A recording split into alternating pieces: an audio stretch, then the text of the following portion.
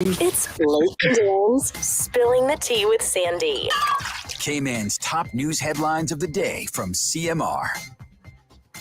Good morning, Sandy. Hey, good morning, Blake and Aaron. Good morning. How you doing? Good. Excellent. Yes. Breaking news this morning. Breaking news. Oh, what is it? We need a Nick breaking Ross. news sounder. Hold on. We need to get something made. This is breaking news. Now, Sandy Hill. All right, go ahead. Okay, so McRuss Prospect grocery store was robbed last night. Oh, Yeah. Where? the one in Prospect. It's One in right Prospect. on Marina, like right Oh, by yeah. Marina Drive. Yes, Marina Drive and Party Lane, I think it's called. 4 armed men. What? Jeez. What I time was know. this at? 11 o'clock.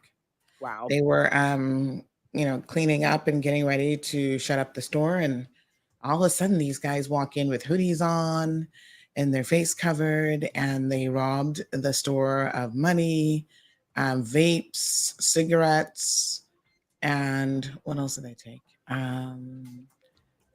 Cigars and cigarettes, yeah. And a an tomato. unknown quantity of cash. They basically cleaned out the register as well. Jeez. And some fruit and vegetables. Yeah.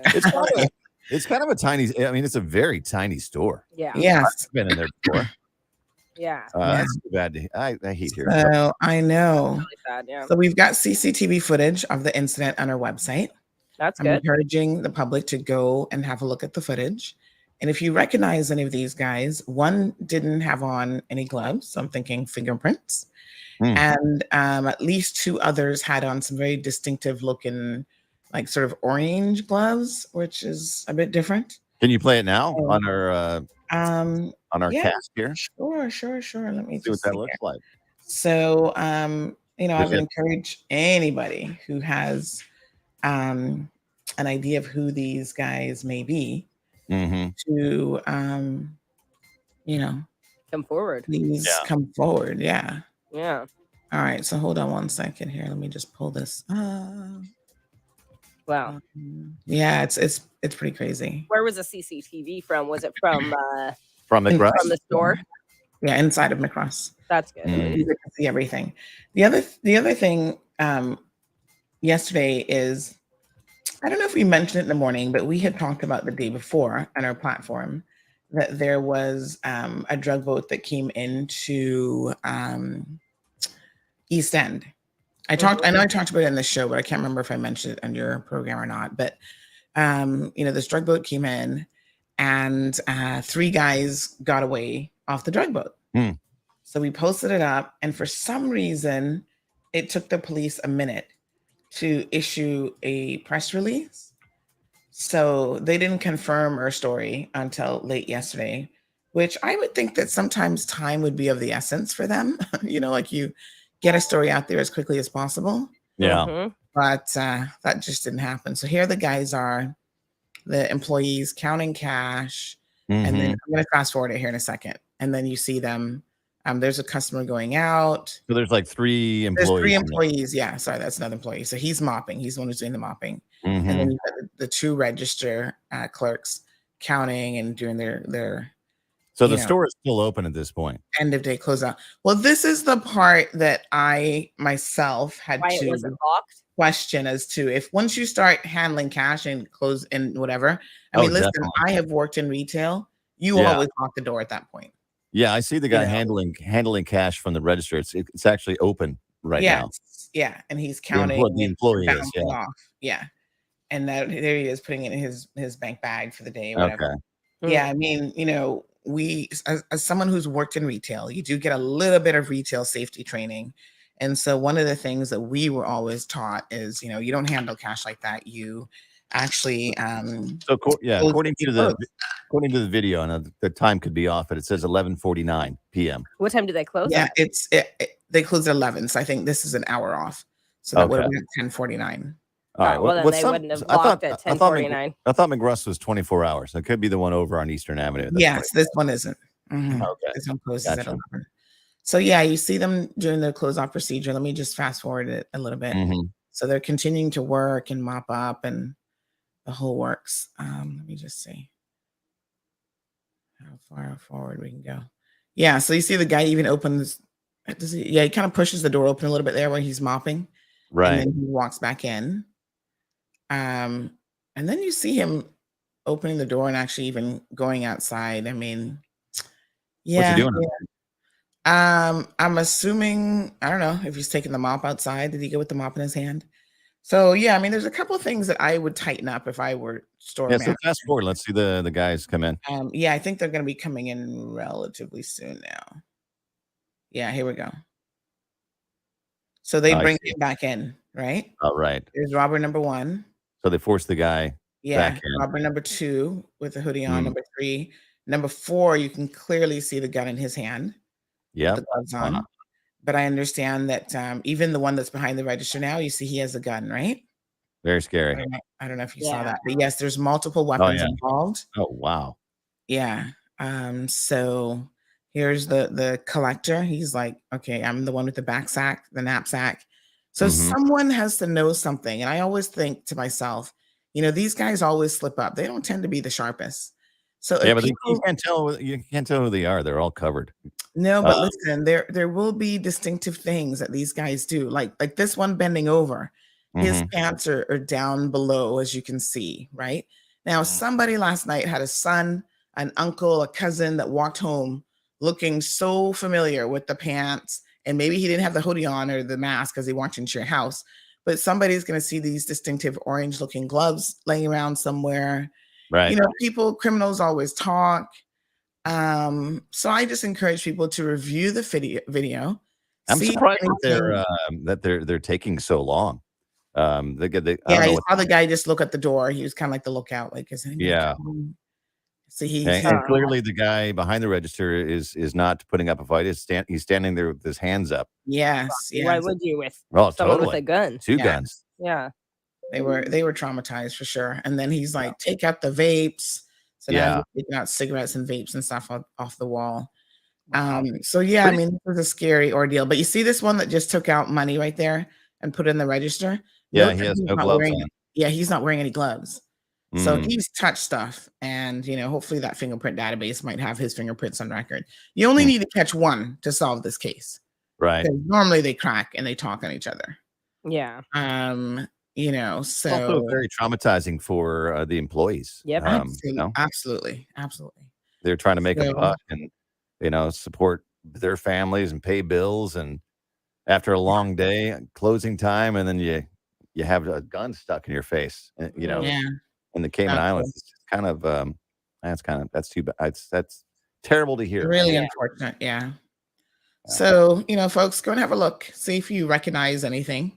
You can kind of tell, like, there's snippets where you can see the complexion of one or two of them, because obviously their eyepiece is open. Yeah. If Well, you notice hopefully, that guy uses his left hand a lot, this one here, which I Mhm. thought is really unusual because most people don't pick up a whole lot of stuff with their left hand unless they're potentially Well, left-handed. he's holding a gun in his right hand, so he would be right-handed, in my opinion. If you were to hold a gun, you'd hold a gun in That's your true. your No, side wait a that minute. you use the most. No, isn't that the opposite? Hold on, I'm talking about the one with the gray hoodie. Oh, Isn't okay. he holding the gun in his left hand right there? And then I was doing it reverse and using his right hand. So No, it looks like no, I don't know. Well, hopefully RCF no, the other way. You're right. catches them. Getting You know? confused. Yeah. Yeah. But anyway, have a look. See if you can be of any assistance to the police. Hmm. Because without a doubt, this one's gonna, but Yeah. the police are good with this stuff sometimes. They're gonna check footage in the area. And they generally know, for the most part, who's doing what on the island, or what's what guys to be looking at that do this kind of thing. Yeah. So, Yeah, I mean they've got a list, but of course there's always a first time for criminals, right?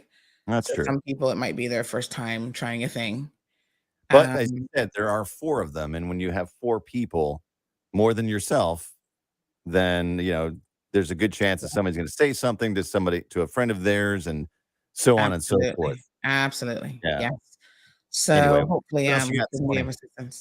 assistance. So we've got the drug bust in East End. Basically, the police confiscated a large quantity of ganja, guns, ammunition, but the 3 guys got away. Wow. So we've got at least 3 drug and gun runners on the loose. So if you have any information on this, please contact the authorities. I've had people contacting me like, oh, I think I know who they are. I'm like, contact Crime Stoppers. Yeah. It's anonymous. Who knows? You might be eligible for a reward. Not that that's the reason why you do it, but 250 pounds of suspected ganja, 2 firearms, a large quantity of ammunition.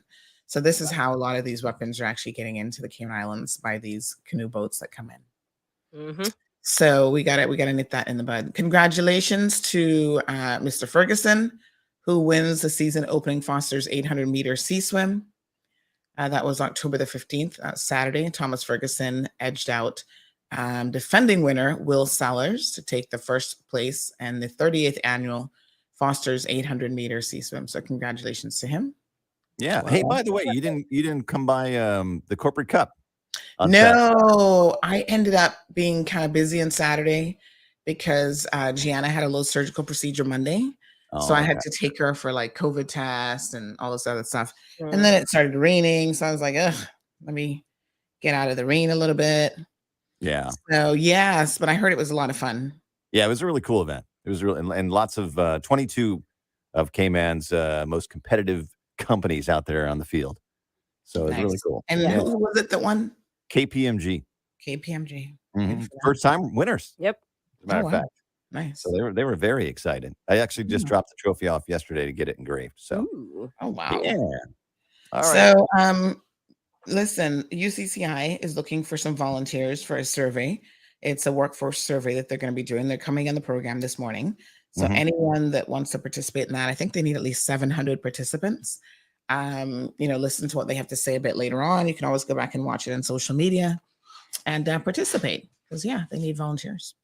And then on tomorrow's program, Miss Odie, who was attacked by the South Sound attacker, is actually coming on the program, and she's going to give us a bit of an update and how she's doing and how she's feeling. And so she'll be on the program tomorrow as well.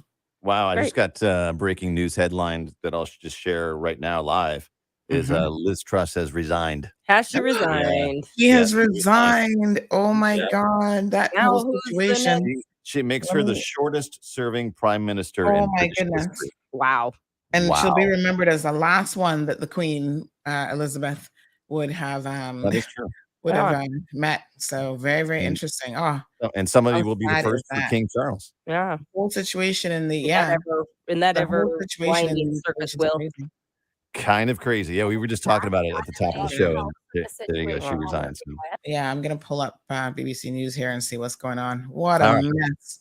Well, Thank you so much for that breaking news. You too. Catch Sandy Show. All right, folks. What a mess. No, sir. Can't make this stuff up. Let's kick the show off so we can get into it. Peppermint, sorrel, ginger, beaver grass, or English. Get it ready. Your morning tea just got hotter. Ooh, honey child. On the cold, hard truth. Bobo 89.1 and Cayman's #1 talk show are bringing you morning talk like no one else. Monday Rewind, Impact Wednesdays, Caribbean Connections, and much more. Don't miss a beat with what's happening in the local community. Just keep sipping your tea. What a mess. Here's your host, live and direct from the Cayman Islands, Sandy Hill.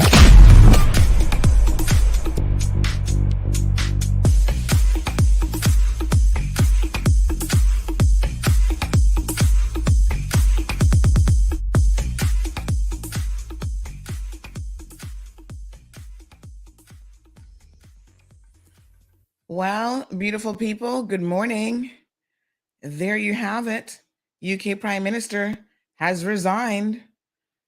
We haven't had a chance to talk about it all week, but listen, some days you just don't even know what else to say, except what a mess. And this is definitely a mess. Her entire policy, finance, everything just blew up in a flame in the last week and a half. It just blew up. Oh my God. So she has resigned. And you know what is so crazy?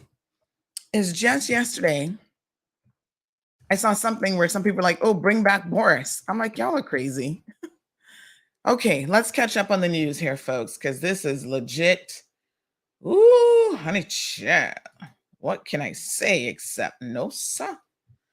Let's get all caught up. Breaking news coming out of the UK this morning. MPs, because of course the summer election that Liz Truss won was partly MPs, but then it was for Conservative Party members around the country who ultimately elected her as leader. This will be short and sharp and MPs only. So who do you see as the key candidates? Obviously Rishi Sunak, one assumes, would be throwing his hat back into the ring. Yeah, look, I mean, you're absolutely right. It's a big question about who is going to take over. I mean, some early names in the frame, I can tell you, Ben. Rishi Sunak, who lost the last leadership election. I think it'll be tough for him. He's quite a divisive figure in the party. There is Penny Mordaunt, who also stood for the leadership, seen by some as too inexperienced to take on the job at a time of such crisis. The Defence Secretary, Ben Wallace, he's somebody who has suggested he doesn't want the job. I wonder if that might change now, given the level of crisis. Jeremy Hunt, the Chancellor, somebody who's managed to steady the ship when it comes to the economy, a bit anyway. Maybe he's in the frame, although speaking to Tory MPs this morning, some fear that removing the Chancellor, as well as the Prime Minister, even if it was to swap, to put the Chancellor into number 10, would cause even more crisis. I mean, the truth is, Ben, when I came into work this morning, we knew how bad the situation was for Liz Truss. We weren't sure we were going to end up here. There were some Conservative MPs saying she probably has a few days, she maybe has until the end of the month. Well, the level of crisis is such, the level of opposition to the Prime Minister within her own party is such, she's been delivered that message by the 1922 committee of backbenchers that it was game over. And now, British politics is going to have to pick up the pieces of this remarkably short tenure in Downing Street. I don't know how that is going to pan out. To be honest, so much has caught us by surprise over the past week because it's been so unprecedented. This incredibly short tenure, the humiliation of Liz Truss's programme for government has left this office, number 10, in a very, very strange place this afternoon. Nick, thank you so much for your analysis. Nick, our chief political correspondent, charting what has been a moment of political history in Downing Street. The Prime Minister, Liz Truss, saying that she has spoken to the King, is resigning as leader of the Conservative Party, and therefore, as Prime Minister, there will be a leadership election in the next week, she said. She will stay on as Prime Minister until a new leader of the Tory Party emerges. Let's just show you again what we heard from Liz Truss outside number 10. I came into office at a time of great economic and international instability. Families and businesses were worried about how to pay their bills. Putin's illegal war in Ukraine threatens the security of our whole continent, and our country has been held back for too long by low economic growth. I was elected by the Conservative Party with a mandate to change this. We delivered on energy bills and on cutting national insurance. And we set out a vision for a low-tax, high-growth economy that would take advantage of the freedoms of Brexit. I recognise, though, given the situation, I cannot deliver the mandate on which I was elected by the Conservative Party. I have therefore spoken to His Majesty the King to notify him that I am resigning as leader of the Conservative Party. This morning I met the chairman of the 1922 committee, Sir Graham Brady. We've agreed that there will be a leadership election to be completed within the next week. This will ensure that we remain on a path to deliver our fiscal plans and maintain our country's economic stability and national security. I will remain as Prime Minister until a successor has been chosen. Thank you. Liz Truss outside number 10 just a few minutes ago. Let's go to our political editor, Chris Mason, in Downing Street. Chris, only yesterday she was saying she's a fighter, not a quitter. She has quit. We're going to have, in a week or so, the 5th Tory Prime Minister in 6 years. It's astonishing, isn't it, Ben? Just 3.5 months ago, I was standing in this very spot, looking at a lectern in the same spot as the one that was there a couple of minutes ago, reporting on the resignation of the previous Prime Minister from the Conservative leadership. Here we are, just 100 and odd days later, and his successor, Liz Truss, performs that same walk and utters a very similar set of words. If you thought yesterday was chaotic, well, the chaos is going to deepen. And out of the next few days is going to emerge, or at least so the Conservative Party hopes, yet another Prime Minister. They hope they can kind of dredge a name out of their ranks amongst themselves to avoid a contest amongst Conservative Party members of the country, which would take several months, in order to present yet another leader of the country to the country at large. And that new Prime Minister, if they can find someone who can unite the party, and that is a massive if, because as you might just have noticed, the Conservatives are not exactly entirely united at the moment, they will then face a massive challenge around legitimacy, because a country will look in on that new leader and say, well, who are you? And where have you come from? And what do you stand for? And what say did we have?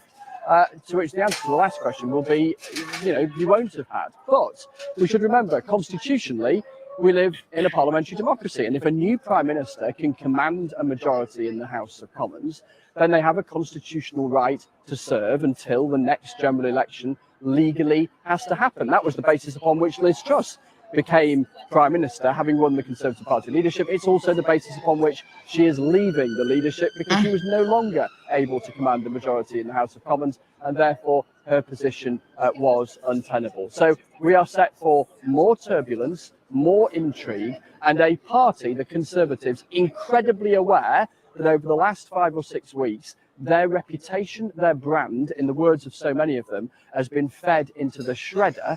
They've got to try and turn that shredder on in reverse, which doesn't work, does it? It's difficult. And that's what they're trying to do. They're trying to damage limitation as far as their brand is concerned. Very, very conscious that whoever comes next faces all the same questions that Liz Truss faced in terms of the domestic and international picture, which is incredibly difficult. Will also face a fractured party, and will face the question that they lack a mandate. So a massive couple of weeks coming up, and yet another Prime Minister. 2022, the year of 3 British Prime Ministers at least. Well, Chris, you said whoever comes next. Why don't we just speculate about who that might be? We've just heard from the Leader of the Commons, Penny Mordaunt, who's advised MPs to keep calm and carry on. She presumably is one of the contenders, as is Rishi Sunak, the defeated contender from this summer's leadership election. Yeah, I note that when people say keep calm and carry on, it's usually because all hell is breaking loose all around them. And that's an accurate description of what's happening here at Westminster at the moment. People's ambitions will be rekindled. The expectation after a leadership race is that there's likely to be a period of at least years before another race happens. It's happening again within weeks. So yeah, let's look at some of the, I was going to say runners and riders. There aren't any runners and there aren't any riders yet, because all right, so many of those let's pause potentially the volume on that. We'll keep an eye on that feed over there in the corner. Wow. Liz Truss is out as British Prime Minister. Seb Stan as Conservative leader. Good morning, Cayman. When we think politics in Cayman is bad, somebody just said, well, at least they got her to resign without any attempts at backdoor deals like our speaker, McKeeva Bush. So seems like she still resigned quicker than what we were able to do here. Politics all over the world, folks. It is a hot mess. What can I tell you? Even in terms of, oh my goodness, it's just crazy. We saw turbulence in Sri Lanka recently. I am. Good morning, Marshall. Good morning, Tommy. KK is here. Jamila, good morning. We'll talk about that a little bit later on. Good morning to Unique Queen.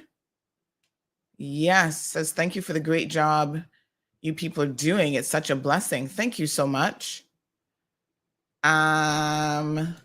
Yes, Jamila, we're going to talk about the robbery in a bit.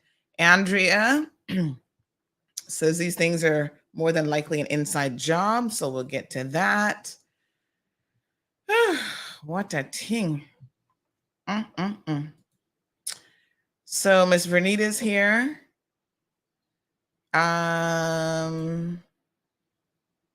KK says they know what's doing, but they refuse to dig them up. And the persons with tint they rather harass. Silly idiots. Who are you talking about? The police? So Andrea says, fun and jokes aside, people can't afford to live in their own country. They can't afford to rent or take care of their families. There's more to come, desperate times. Well, listen to me.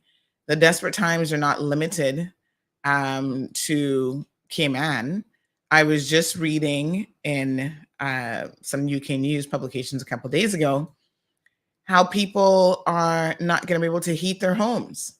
And y'all always talking about how cheap it is in the UK for electricity and other such things.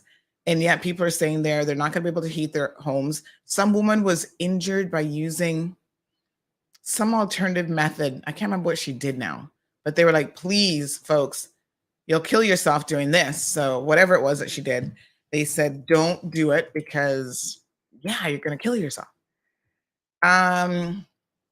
So it's a bit of a crazy situation, but, you know, it is what it is. And a lot of people are struggling all over the world.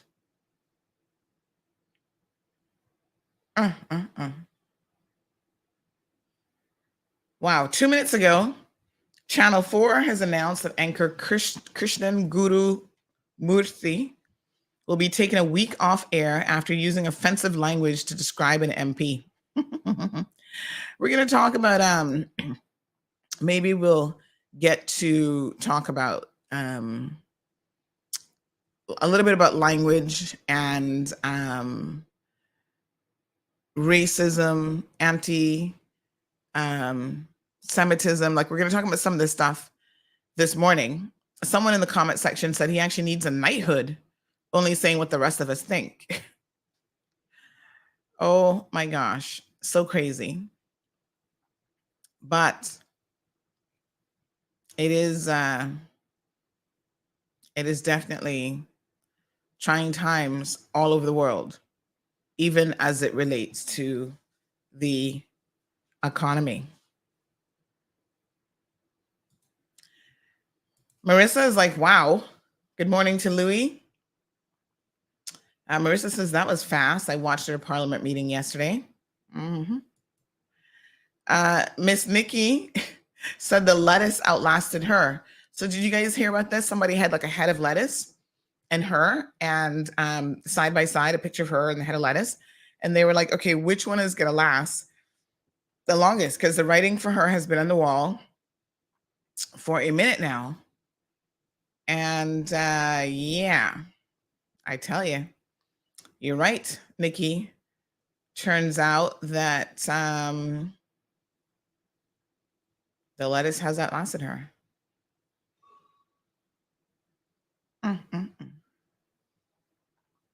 So, you know, this British brand, how is it pronounced? Is it Waitrose? A lot of people here, I always see commenting about they're trying to get certain things within that brand. And apparently their customers are hit by the cost of living crises. Now they're snapping up Spam and fish heads. Not that there's anything wrong with fish head, but you know, a lot of people don't like to eat fish head because, yeah, nobody even wants to look at the fish head. Although a lot of Caribbean people are not bothered by fish head. Please, we'd be like, oh, you cook that and season that good, we'll be eating that with the rest of the pot. But you know, I think proper English people probably not that fond of the fish head. Looking at the eyes and whatever. You ever seen somebody come from overseas and they take them to the local fish market where they get like a whole fish and they're like, oh, am I supposed to eat the fish head? Why is the fish head still on there? And you're like, because it's a whole fish, lady. I actually saw that once before at the one in East End. These prim and proper English people are like, the fish head, am I supposed to eat that? And it's like, well, you can eat around the fish head. You don't have to eat it, but it's a whole fish. So it comes with the fish head. Do you not have whole fish in the UK? So apparently they chop the head off because they don't want to look at it.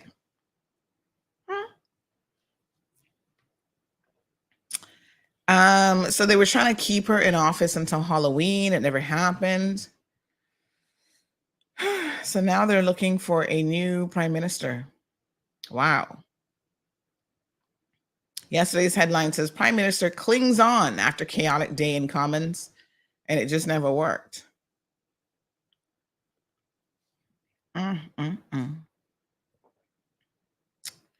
Sad days ahead, child. But you know, we all are going to have to buckle up. I was speaking to a young lady recently.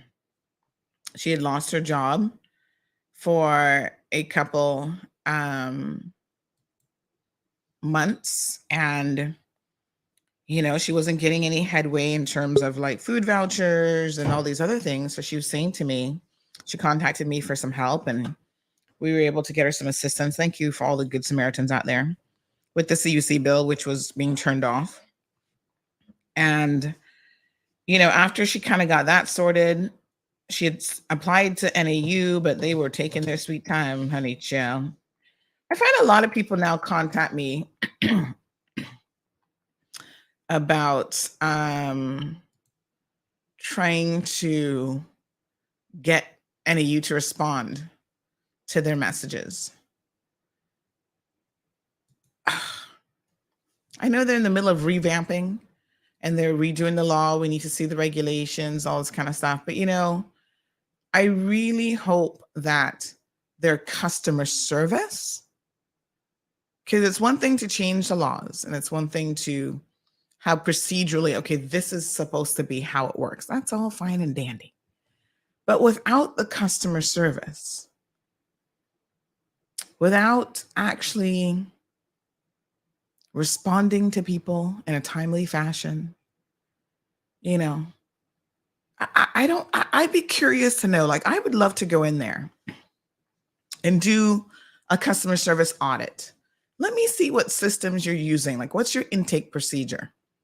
How are you storing the information on your client so that anybody can look up a record and say, okay, this is the last time that you were called. This is when your forms were received. This is like, you need to have a really good customer management database for an agency like NAU.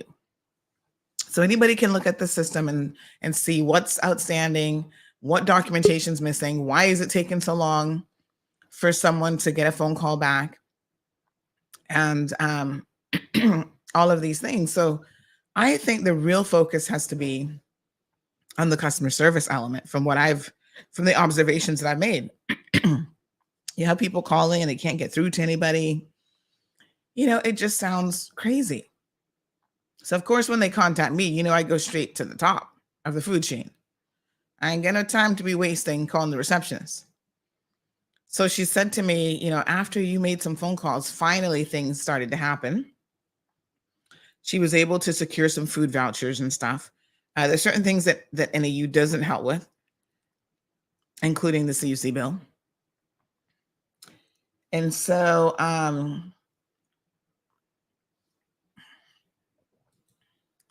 she was happy that had happened. And because she's working now, you know, she's just kind of waiting on her first paycheck. So she said, I think I'm going to be okay.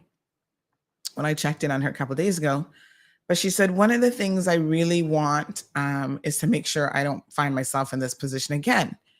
Do you know of anyone who is, you know, that I can go and do like a financial management course with, like how to budget, how to, you know, save for a rainy day, even when things are tough?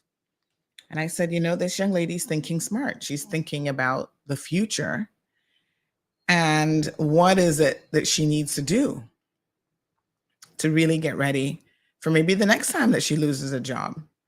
Because the truth of the matter is, folks, you have no guarantee of anything in life, including your job. Things happen. You know, companies downsize, people get fired. I had a young lady call me yesterday. Oh, I was fired from Cayman Airways. I need to meet with you. And she starts giving me the story. And then she says to me, oh, you know, I've only been there 4 months. And I said, well, honey child, you don't need to meet with me because you're still on probation, which means that they can fire you for any reason or no reason. There's nothing, meeting with me will not help you in any way, shape, or form, because that's the same thing I'm going to tell you in person. You know, that's the reality of it. You better start looking for a new job. And, you know, everybody, when you lose your job, you felt like you've been done wrong. You're the victim, regardless of what the circumstances are. But at some point, you have to quickly recoup yourself. Now, most of us don't have any sort of a nest, like an egg nest. Is that what do we call it? Rainy day nest, where we can afford to lose a job for upwards of 6 months. Everyone theoretically should be in a position of, if you lose your job today, you can pay all of your bills and survive for the next 6 months. Raise your hands. Let me see some virtual hands. I'm aware guests are here and we're going to get to them in just a second. But raise your virtual hands if you are in a position, if you got fired today, or even if you got sick today, how many of you would be able to survive for 6 months?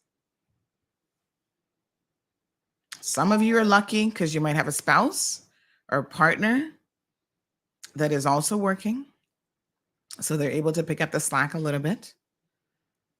But, you know, think about your expenses, and have you set aside anything at all for your rainy day fund, for your, okay, if I get terminated, this is how the bills are going to get paid. And we can always be hit by sort of unexpected expenses and unexpected things, everything from a family illness, you know, obviously job loss,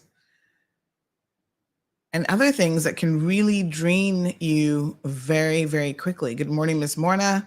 Louis says it's chilly in Detroit this morning. Andrea says that's the shortest running prime minister in history. Yes. Sabrina, there's feedback from the BBC News. Oh, Morning to Felicia and Dion. Scott, good morning. Scott says it's time to vote the Labour Party out completely. He says get rid of those Muppets completely. Jonathan claims that the end is near.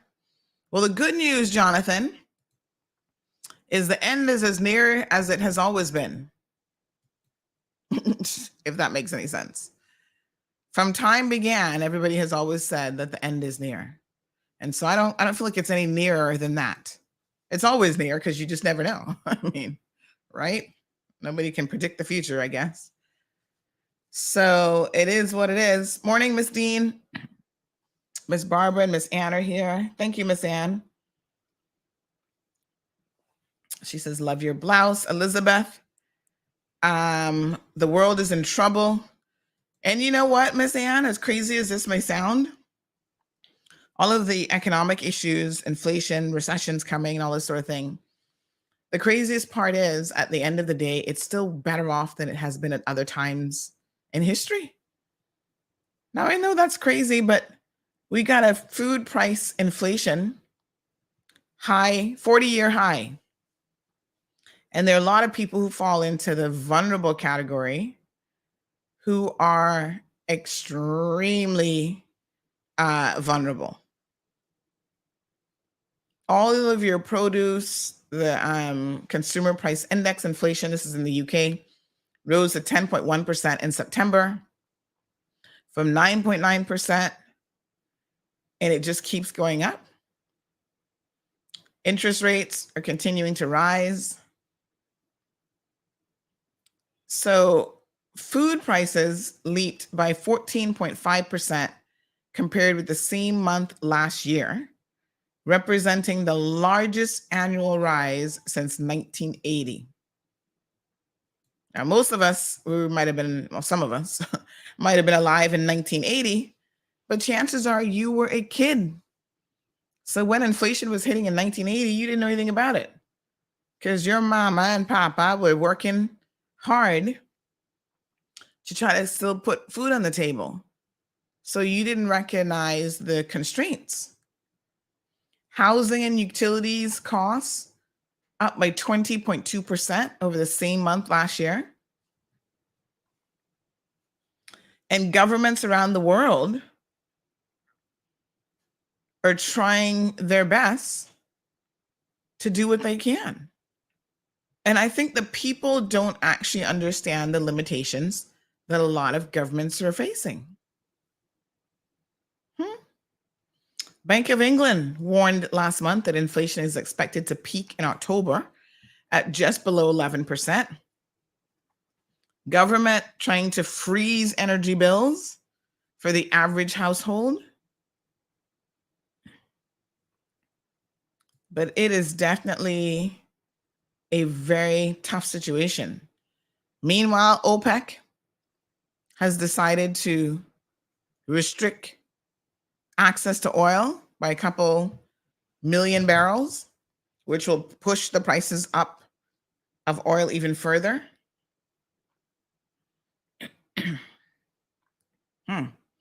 Pensions not keeping up with inflation. Average earnings not keeping up with inflation.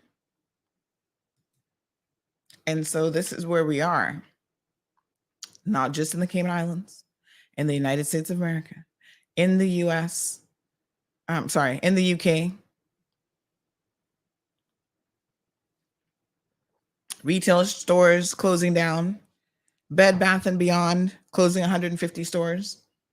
Did y'all see that? Their poor CFO couldn't even handle it. He ended up committing suicide. I'm like, my God, it's not worth that. So there's a lot of turmoil, folks, around the world, but guess what? We got you.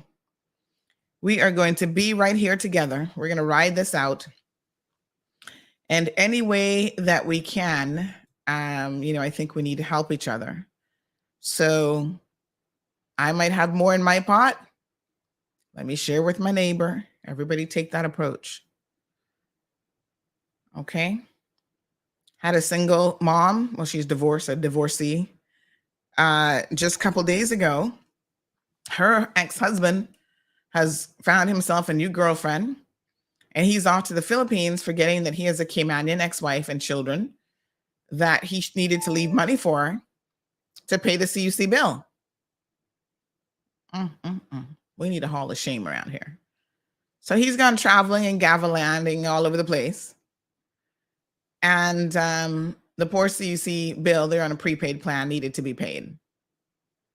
You see, this is where, as individuals, we need to certainly do our part to support.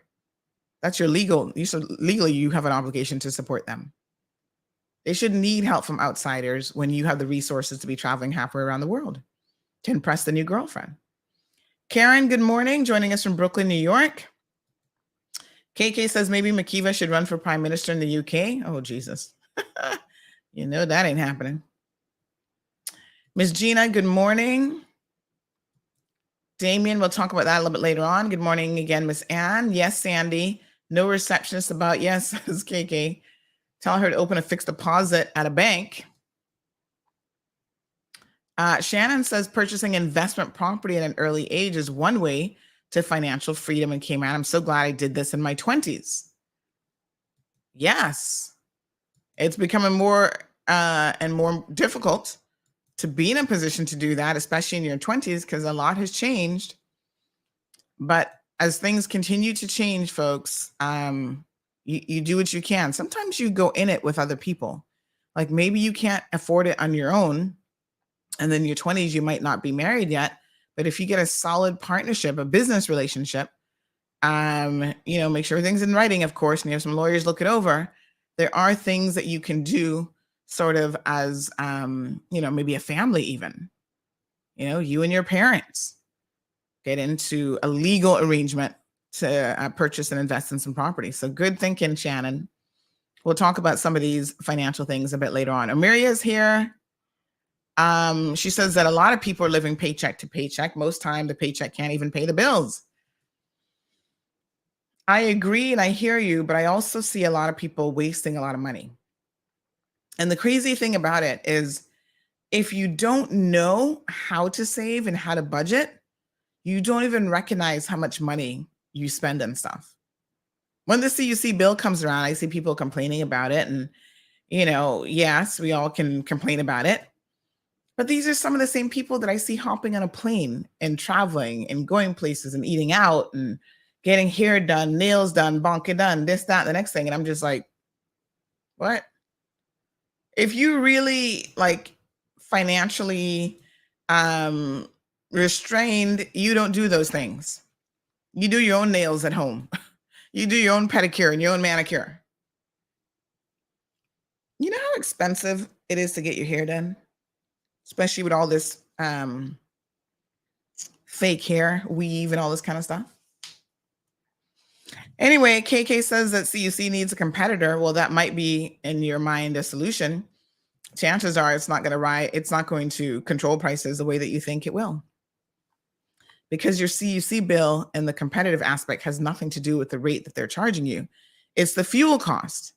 So if the fuel cost remains the same and the business model remains the same in terms of competition, a competitor to CUC is not going to, in that particular market, isn't going to make a difference. And again, a lot of us don't want to conserve when it comes to our electricity bills or anything else, right? We don't want to sweat a little bit, turn it off, go outside, go to the coffee shop and use their AC and have a sandwich or something. You know, you might have to buy a drink or something. Anyway, let's move on. We do have some guests who are joining us in the studio this morning. We'll have an opportunity, folks, to talk about all those things. But we have a really important project that's coming out of the out of UCCI. Actually, KK, the prices are going back up. Listen to what I just said about OPEC and what they just did. So prices will rise again, and they're going back up. And in fact, the UK is tapping into some of their reserves, which is something they hardly ever do, in order to try to keep their pricing down. All right. Let's welcome Mr. Cleveland Julian to the program. Mr. Cleveland, good morning. Good morning, Miss Sandra. Good to see you. Good morning to our family as well. How are you? I'm doing well. So good to see you. You got some important information that you're going to be sharing with us this morning. Let's also welcome Miss, is it Kishka? Yes, to the program. Good morning, Kishka. Good morning to you. And I'm going to ask permission to just join audio for now. Yes, that's no problem. You know, you can stick up a little still photo in that little area if you wanted to. Okay, let me try to do that. Yes, if you're not camera ready, people like to be able to put the voice with a photo. Just hit that little edit button next to the microphone.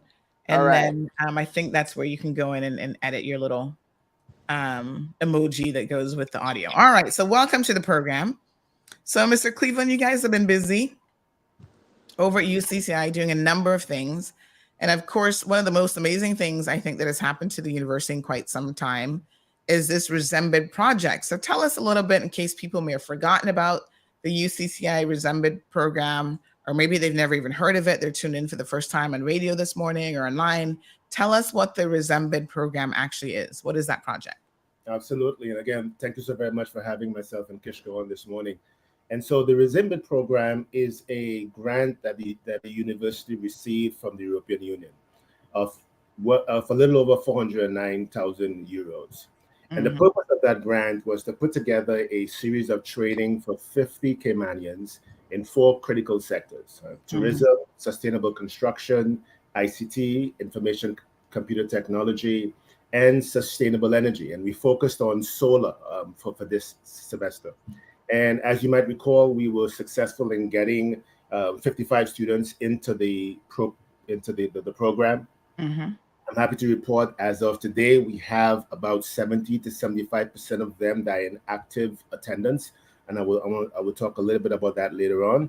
And so we are in our 4th month of training, and we're actually getting ready to complete 2 of the programs. Will be completed by the end of this semester. So overall, things are progressing well. Okay, very good. So the students are now going through the program, but there's multiple phases, if you will, to the research grant that UCCI has been given. And this next phase is quite important. This is a major research project into the Cayman Islands future labor workforce. So tell us a little bit about what this component is.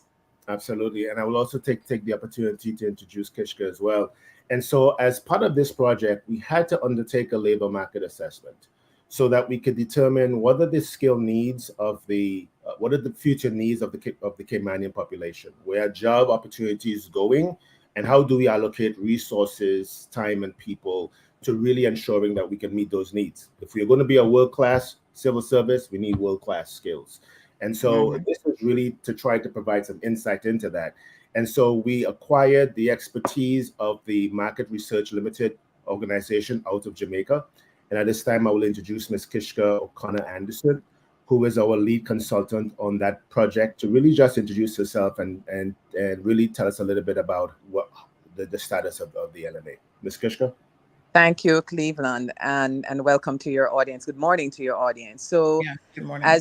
As Cleveland would have advised, it's a very important study to look at the future needs. But Market Research Services Limited, we're a company, a full service market research firm that's been doing research, consumer and business research for over 40 years. And I just like to take this opportunity to commend the Cayman Islands in making this step in carrying out this study. As we can see, the world is changing around us. As in studio, listening to your audience, your conversation earlier, and I hear all the talk about what's going on in the world. It is a fact everybody's seeing the world is changing, and so too are jobs.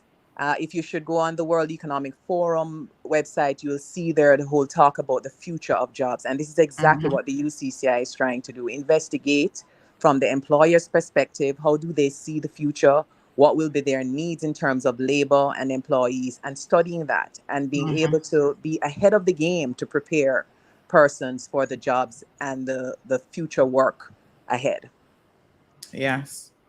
And I mean, this is important. I see that government, the ESO office, is doing a labor survey.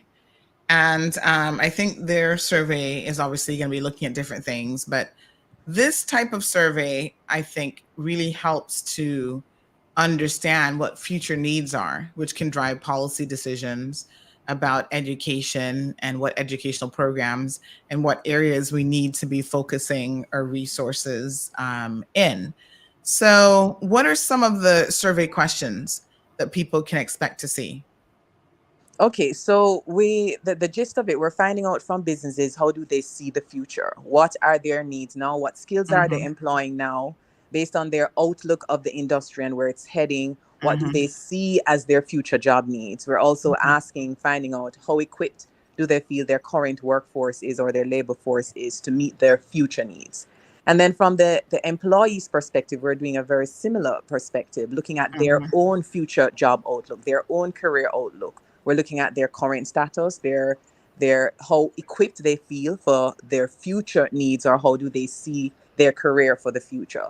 That's pretty much it. So at the end of the day, we'll be able to look at gap analysis to see where our business is, what's their future outlook, looking at the employees, what's their future outlook. And then, of course, as you say, policymakers, educators, and the business sector will be able to come together and make plans to be prepared.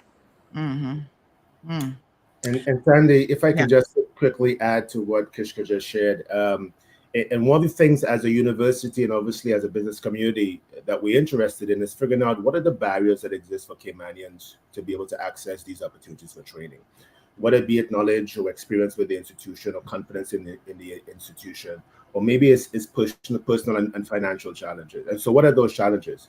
And how do we as a community, university and outside, begin to create programs and to help them circumvent those challenges? Because at the end of the day, everyone will agree the need for every single Caymanian to have access to quality education is paramount. If you're going to be able to compete even here in your own country for the best opportunities that would be available, or compete more globally on an international scale, we really have to elevate the quality of training. And so we need to understand what are the barriers that exist for you to be able to access those training, and how do we help you set them. Yes. So, I mean, I think this is obviously an excellent opportunity for people to get involved in the process. I think we've all had experiences in the labor force, that speak to different areas of concern that need to be addressed. So this is one way, folks, to become part of the solution. So Jonathan says that sounds like a bedtime fantasy story. I'm not sure if it was specific to something you guys were saying. Damien says, make laws to stop discrimination. That is what needs to be done. As I often say to people, there's a young man that I ran into just a couple days ago when I was going to court on Monday, and he was saying to me, you know, it's really easy to fix the labor issues in this country. And I said to him, I said, I know everybody thinks that, and I know on the surface it looks really, really simple, but implementing meaningful policies, as well as the actual, not just the policy, but the implementation of the policy, it's much more difficult to achieve because, of course, one of the things, even as you talk about education, is that doesn't happen overnight. You don't have a labor force that is just automatically prepared.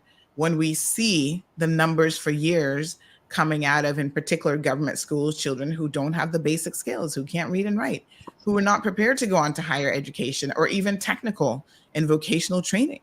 You know, we know that the field of IT is an emerging and growing market in so many specific areas. Energy, some of the programs that you guys are doing as part of the Resembed program, really, really important. Sustainable construction.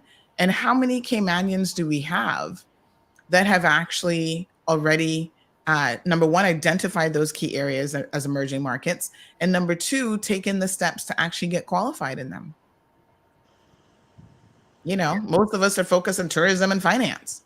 And not to say that those are not areas of continued need, but the labor force is changing. I just mentioned this morning, retail stores all over the world, including the US, are going to be shuttering and shutting down. Last week, I made mention of malls going from 700 malls in the next 10 years, it's going to be down to 150 malls. And that's going to eliminate thousands upon thousands of jobs in the retail industry, because there's a lot of supportive jobs in those various industries as well. So right now, if you're sitting in an industry like retail, well, you should have been thinking about this actually for quite some time ago, but what does the future look like for you? You know, Cleveland, we're all living to be older because of technological advances, better healthcare, access to that. And that's fantastic. But most of us are not going to be able to afford to retire at 65. We're going to be working beyond. So I think we all need to be very, very cognizant of what is your plan B, C, D, E, and F when it comes to the labor force and to job opportunities. You know, and Sandy, and you know, on that note, you know, we have sort of seen firsthand what some of these barriers and challenges are. You know, we started with a excited group of 55 students, and as you know, and over the last 4 months, I have seen and observe and watch them as they struggled well. And I just want to be very clear about that. Every single one of them, they struggle well, but they're struggling.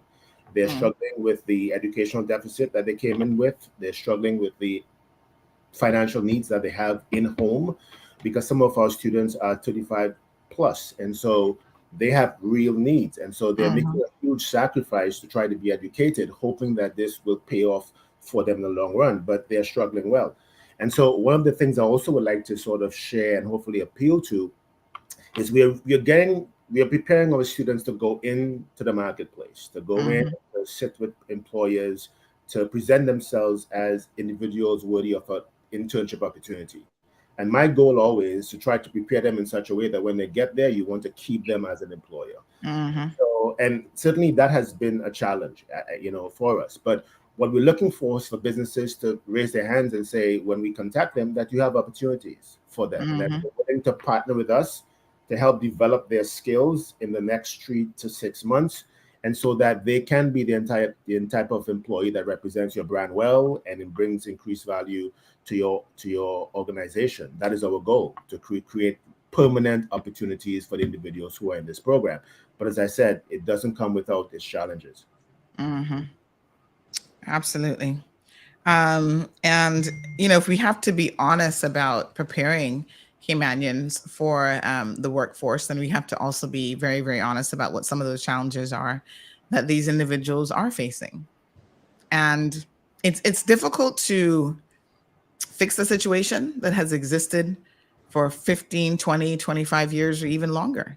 And I think when you talk about this education deficit, you know, that is something that I have witnessed for myself. I've seen it on numerous occasions, both as an employer myself, as a small business owner, and I've also seen it having been in the workplace with others. And, You know, the craziest thing is, I mean, this is a little bit of, maybe we're swaying into the realm of politics, but listen, politics touches every single aspect of our lives.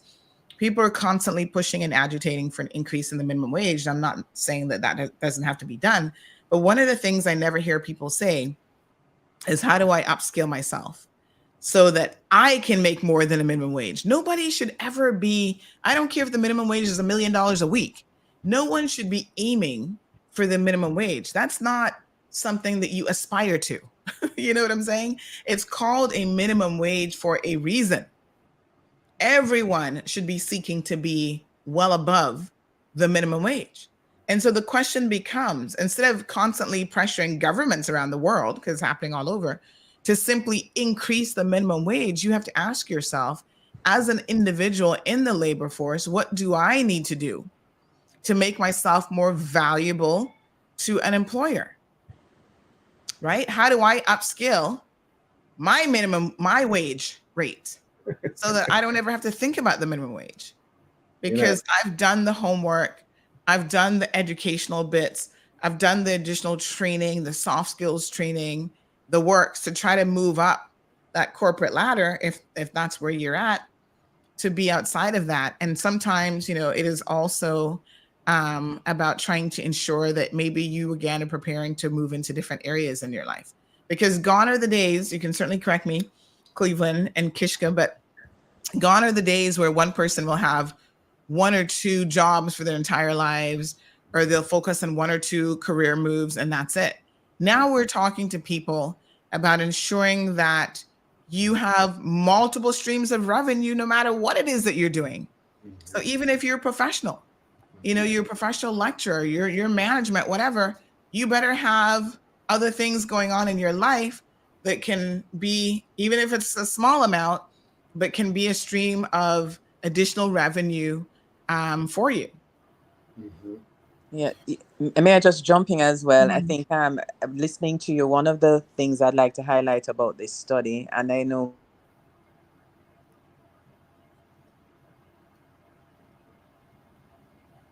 Looks like we've lost you there in the audio. Hello? Yes, there you go. Sorry about that. Cleveland will speak to the extent to which the information will be shared. But that question of how do I upscale myself, I'm sure it's a question many ask, but just can't come up with the answers. And so this study is designed to share and to offer some information to people. What are some of the things they should be looking at? What are the skills that's needed out there? Where am I falling short? Hopefully people will find answers to some of those tough questions that will help them in terms of upskilling themselves. You know, Kishka, while you're on that, Sandy, I wanted Kishka to sort of speak to some of the concerns that individuals would normally have when they're asked to share their data. And so we have taken quite a lot of steps to ensure, you know, a lot of privacy here. So Kishka, can you kind of speak to that so that we can address people's unspoken questions? Sure. So the study will be, it's an electronic study. So the questionnaire will be shared online and persons are able to go in. We're not interviewing them. And we're not asking for any personal data, any contact information. There are some screens to make sure they qualify. We're looking to speak to only Caymanians. It's a study for Caymanians, about Caymanians. And so once they submit their responses to that, it comes directly to our database. We will not be able to say, no individual will be identified in the survey at all. So we can't say who said what. At the end of the day, the results will be compiled and accumulated and shared to say, this is what Caymanians are saying. These are their needs. This is their outlook, both from a business and consumer perspective. It's all confidential. No one needs to worry about breach of confidentiality. Very good. And tell us then about the types of participants that you actually need. So people are listening to the program, they're thinking, right, this sounds like a good idea. Am I the ideal participant? So who are you looking for? Okay, excellent. So we're looking for all Caymanians 18 to 45 years of age, males and females, who are unemployed or underemployed. And by underemployed, we mean they work less than 30 hours per week. And then from the business community, it's any business employer in the Cayman Islands. We're looking to speak to 250 businesses or have surveys completed by 250 businesses and 500 employees at minimum. Wow. So you're looking for quite a few people. That's Participants, correct. community members age 18 to 45 years old is one type of participant. So if you fit that and you're a Caymanian, participant number 2, business owners are people who recruit for companies within the Cayman Islands. So they can be HR managers and so on as well. Yeah.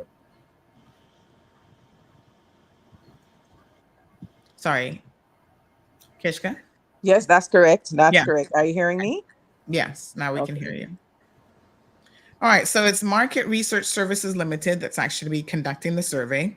And how can people find out then or participate in the survey? What is it that they actually need to do? So, so to participate in the survey, you can go to ucci.edu.ky and the familiar Resembid link, RESEMBID. And on that link, you will find a link to your employer recruiter survey and the link to the employees survey as well. As well as you should expect to see a lot of opportunities online via social media for you to also click and participate. And so if I want to do this survey, can I participate in both groups? So for example, if you have a job, but maybe you also have a small business on the side, can you be a participant number 1 and number 2? Oh, that's an excellent question. Yes, there isn't anything that should preclude you responding as an employer and as an employee. That's fine. Ideally, we love different and unique respondents, but if you fit both bill, then that's fine. Right. And so the survey goes live. It's live now, and it's open until October the 28th, which isn't a whole lot of time. That's about a week's time. Yeah, a little over a week. Okay. So I'm going to go ahead and put the link up, folks. Please go to the website. You can go now if you want to, and just, fill out the survey. How long does the survey take in order to complete? It should take about 7 minutes. I mean, of course, it will vary. You might have some questions that you might need to think a little bit more about, but about 7 minutes to complete. That's not even a long survey. No, it's not. Yeah, good. All right. So ucci.edu.ky/Resembid. That's where people can go and actually complete the survey. Yes, ma'am. Very easy. Is there anything else that you wanted to share with us in relation to the survey, or even, Cleveland, what's coming up with the milestones for the Resembid program? Do we still have all 55 people in the program, or how are we doing in terms of your numbers? Yeah, thanks for asking that. And so my official withdrawals is somewhere between 3 and 4 individuals who have made a hard decision not to. And so I'm actually in the process of doing my cattle call. And so I'm setting appointments. Every single one of my students, I'm going to sit with them, and they're expecting my calls. So if you're hearing this and you haven't been in my class, I'm coming to look for you. You know this. And so we're going to sit with them and try and figure out if there's anything we need to do in order to maintain their participation in the program. As I said, we at 70%. I would love to be able to push that number back up to about 80, 85. Yes. And in terms of what's coming up next, as I said, we are prepping them now for industry. And so we are looking at their resumes, helping them to sort of develop their personal profiles, their personal brand, so that when they sit in front of an employer, they have a level of confidence because of how they can communicate. They have been prepped in terms of interviews. And so we're looking for employers to offer them some opportunities. So if you get an email from us or from myself, please respond favorably. I would like each one of our students to be able to have an opportunity here. And the final thing is, and Sandy, you and I spoke extensively about this, one of the ways we have tried to fill the gap here is to try to partner them with mentors. And some of them have had some challenges trying to get that to run the way that we wanted to. But we're having an event this weekend on Sunday that we are inviting new and old and new mentors to, so that they can re-engage with our students. Because as they go into industry, we want those mentors to be partnering them, right? So personal and professional challenges, and they having somebody who they can echo and speak to those with is very important, I think, for the overall success. Mm-hmm. Wonderful. And people can still, if they're interested in assisting with the mentorship program, they can still contact you about that as well. Yes, ma'am. And if you go to the very same place, everything is really on that Resembled link. If you go to the bottom of that, you will also see the tab there for volunteers. And so, and I will let Kishka have the last word here, but I would just say, Caymanians, this opportunity is for you, right? This survey and this information is meant to help us as an institution, as a business community, as government, because we are partnered in this effort with work with the Chamber of Commerce. So we're all trying to figure out what are your needs and how do we help you to meet them. So if you haven't yet, please sign up and do the survey. If you're a business owner, we really need you to step up and do this. Your information here is key. And Kishka is going to be reaching out to 12 or 15 of unique business owners so that they can have one-on-one conversations to help us fill the gaps that the data might not otherwise provide. So we look forward to your participation. Kishka? Yes, and my final comment is just very much that, to encourage participation. It's a study about Caymanians and for Caymanians. We have started to get some participants. Those who have participated, I just want to say thank you very much for your interest and for completing the survey. And we certainly look forward to the rest of Caymanians participating as well, businesses and employees. Thanks very much. Very good. All right, folks. So please go to the website. I'm sharing it with all of and share the link. You know, some of you have student groups and professional groups and so on. I've just sent it to, a number of groups that I'm in, ucci.edu.ky/Resembled. Go ahead and participate in the survey. I will assist by doing my part a bit later on today. So do your part as well. Thank you very much. Okay, very good.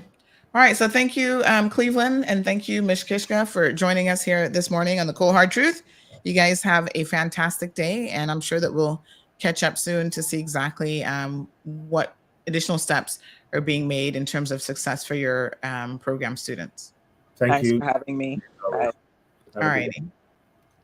All right, folks, so that's some representatives from UCCI. Please go and participate. It's only going to take you a couple minutes out of your time. I see someone here saying that they're skeptical. I'm sorry for for being so skeptical. Well, here's the thing, Jonathan.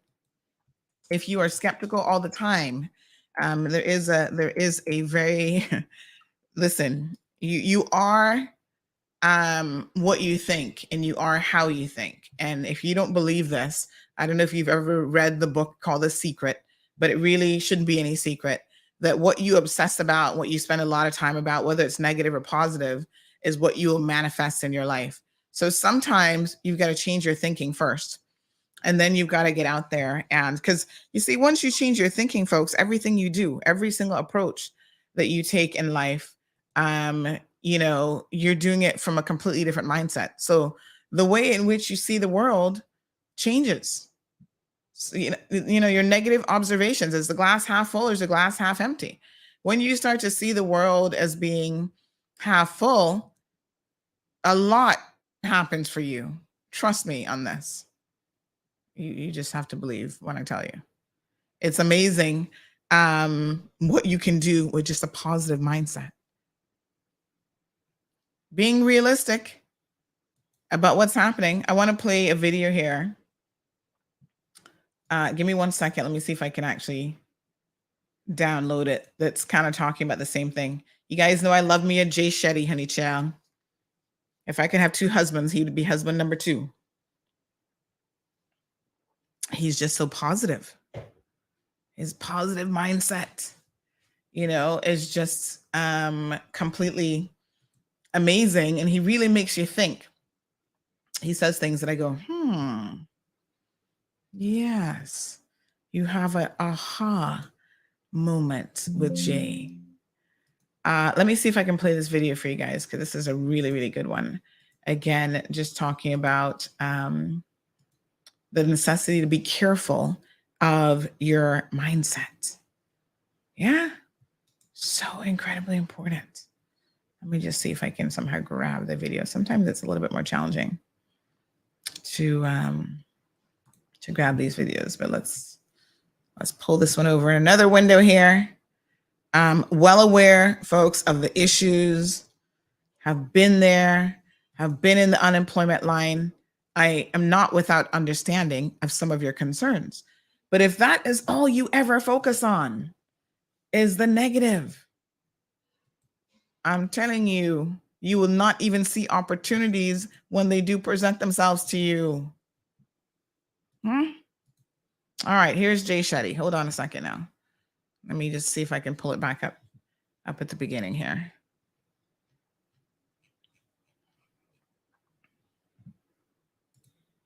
All right, you guys ready? Let's unmute it. He would always repeat Napoleon Hill to me. And so he'd always say to me, you become what you think about. And he'd get me to repeat it. He'd be like, keep saying that. You become what you think about. You become what you think about. And then he'd catch me off guard randomly when he'd see me and he'd look at me and be like, Jay, what are you thinking about? I'd be like, nothing. And he goes, well, you become what you think about. So what? You're going to become nothing? Like, and he just play with that. And then I was like, oh, interesting. What am I thinking about? What do I obsess over? Like, what do I keep repeating in my mind? And it was just something as simple as that started me to be like, okay, well, I'm thinking about my purpose. I'm thinking about my service. I'm thinking about how to have an impact in the world. I'm thinking, and then I just started seeing my life change. I had a mentor who'd always repeat Napoleon Hill to me. And so he'd always say to me, you become what you think about. And he'd get me to repeat it. He'd be like, keep saying that. You become what you think about. You become what you think about. And then he'd catch me off guard randomly when he'd see me and he'd look at me and be like, Jay, what are you thinking about? I'd be like, nothing. And he goes, well, you become what you think about. So what? You're going to become nothing? Like, and he just play with that. And then I was like, oh, interesting. What am I thinking about? What do I obsess over? Like, what do I keep repeating in my mind? And it was just something as simple as that started me to be like, okay, well, I'm thinking about my purpose. I'm thinking about my service. I'm thinking about how to have an impact in the world. I'm thinking, and then I just started seeing my life change. I had a mentor. So I wanted to play it twice so we could hear the entire clip. But, you know, I really have to ask a lot of times, even of myself, what is it that we're obsessing about? What is it that we're thinking about? It is really, really easy to obsess and to think about the negative all the time. And then you don't even see a way forward. You don't see an opening. Even when an opening is like slapping you in the face, you cannot see it because you're walking around with all of this negativity. So, Jonathan, I would say that, you know, maybe try to think about some of the positive things and how you're going to make some of the changes that you actually want to see manifested in your life. What's your plan? Jonathan says it's going to be like a job fair. You probably have a lot of people show up, but at the end of the day, you'll get no results. You see what I'm saying? You're already going into a situation. First of all, you don't have to show up anywhere. You just do it online. But already you're going into a situation predicting that you're going to get no results. Meet me halfway, Jonathan. Sometimes you got to see that glass is half full. Morning, Tracy. The beautiful Tracy says, I did it. I worked for $2,000 a month and struggled really bad at a retail job. One day I got up and said, I can learn what needs to be done. And I applied to a job position in corporate. Thankfully, trained by wonderful people. And now I work in corporate and very grateful for the opportunity I was given. And I'm pretty sure you're making way more than $2,000 a month. But again, if you sat there the entire time and only fixated on, oh, I'm in a minimum wage job, or I'm only making $2,000 a month, and oh my God, the CUC bill, that you would never have thought about the opportunity, right? You wouldn't have been in the mindset to say to yourself, I can do that. It doesn't take a scientist or a brain surgeon to be in corporate. You know, it's a learnable skill. Anybody can learn to be in the corporate world. Trust me. You can read and you can write. You're already 80% there. I remember when I was in high school, one of the best pieces of advice that I got from one of my mentors, who was, his name was Judge Castor. You know, he saw a little nugget in me at the time that I didn't even see in myself. And, you know, when I talk about this negative mindset, I'm going to tell y'all this story. I may have shared this before, but y'all know I love a good story. So I was doing this program called Teen Court, which is, by the way, something Cayman desperately needs to do. I've been recommending this for some 20 years now. No political arm has taken it up, introduced it to the judiciary. Now that we have a female chief justice, maybe a little bit more forward thinking, Madam Ramsey, I need to come in and speak with you, because 20 years ago, I went out of my way, ordered the program details from the Hillsborough County, have everything in terms of how they do it. Giving it to the political arm, they just put it in file 13. They don't even care. But it's something that the judiciary and the MPs can get together, create the legislative framework, and it can really, really work. It's the first time juvenile offenders, and the goal of the program is to keep you out of the real prison system, to give you a second chance. You made a mistake, but here are the things, and they're things that you have to do now. You can't just be showing up like, oh yeah, I made a mistake, don't hold me accountable for my mistake. No, you have to do at least 10 hours at the time, 10 hours community service. You had to give back to the community, whether you found guilty or not. But you were being judged by a jury of your peers, and you had a defense attorney and a prosecutor who were your peers. So y'all know me, honey child. I was always on the prosecution side. I was like, yes, guilty as sin.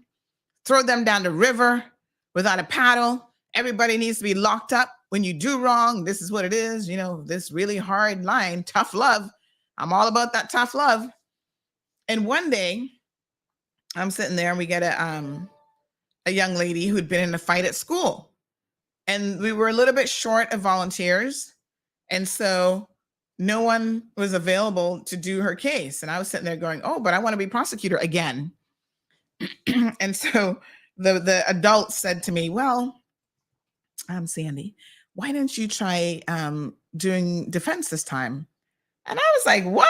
You see, when your mind is so closed off, somebody presents an opportunity to you, and your brain can't even process it. Literally, your brain is like, it just stopped. I was like, me?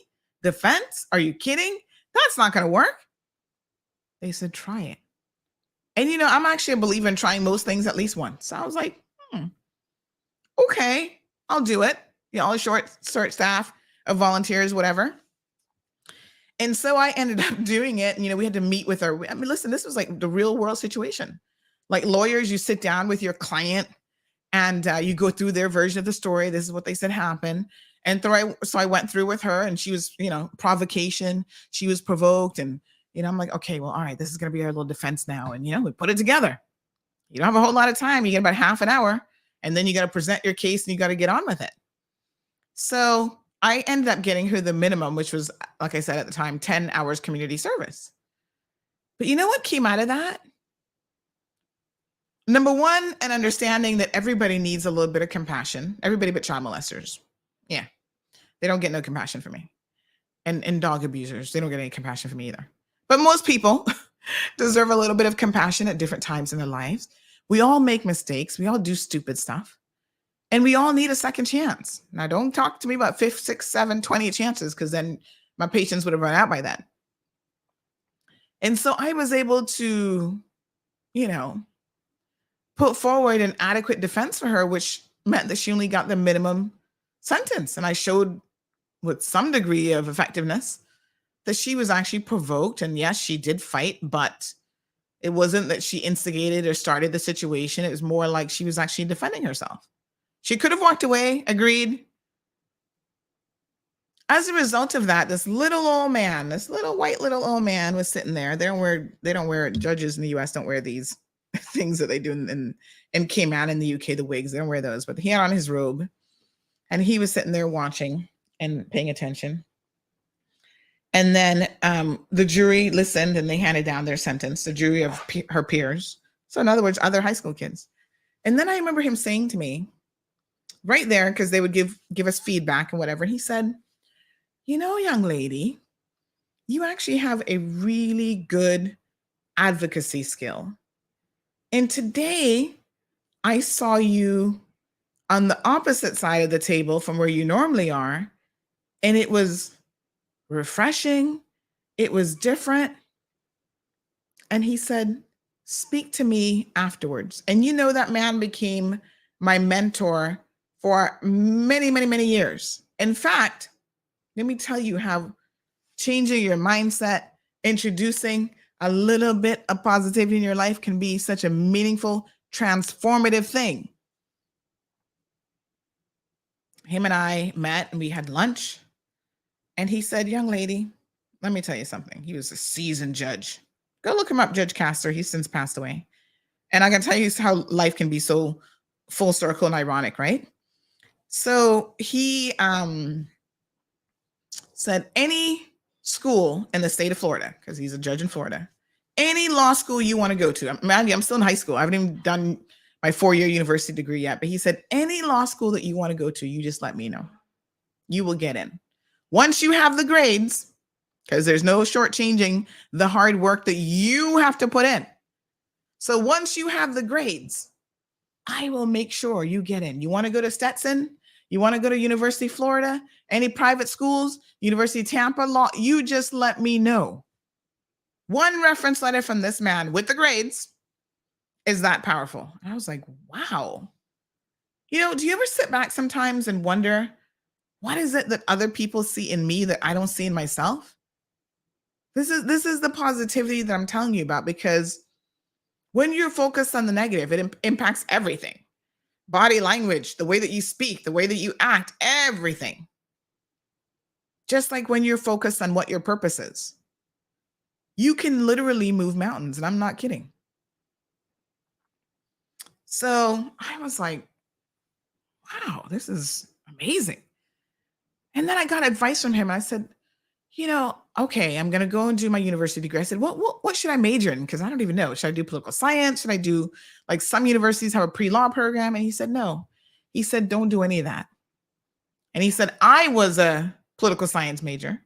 And if I had to do it all over again, he said, you know what I would do? I would become an English major. Because he said, the things that you need, the skills, not the knowledge, because there's a difference between having a skill set and knowing a particular thing. He said the things you need to know about the law, you will learn in law school. That's what law school is all about. So you don't need to take pre-law. You don't need to take political science. You will learn those elements when you get to law school. But he said the skills you need is the ability to be able to communicate effectively, both in writing and orally. And I thought, that makes complete sense to me.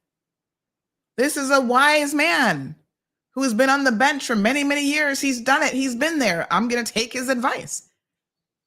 That's why I became an English major. And let me tell you the irony of life, as life would have it.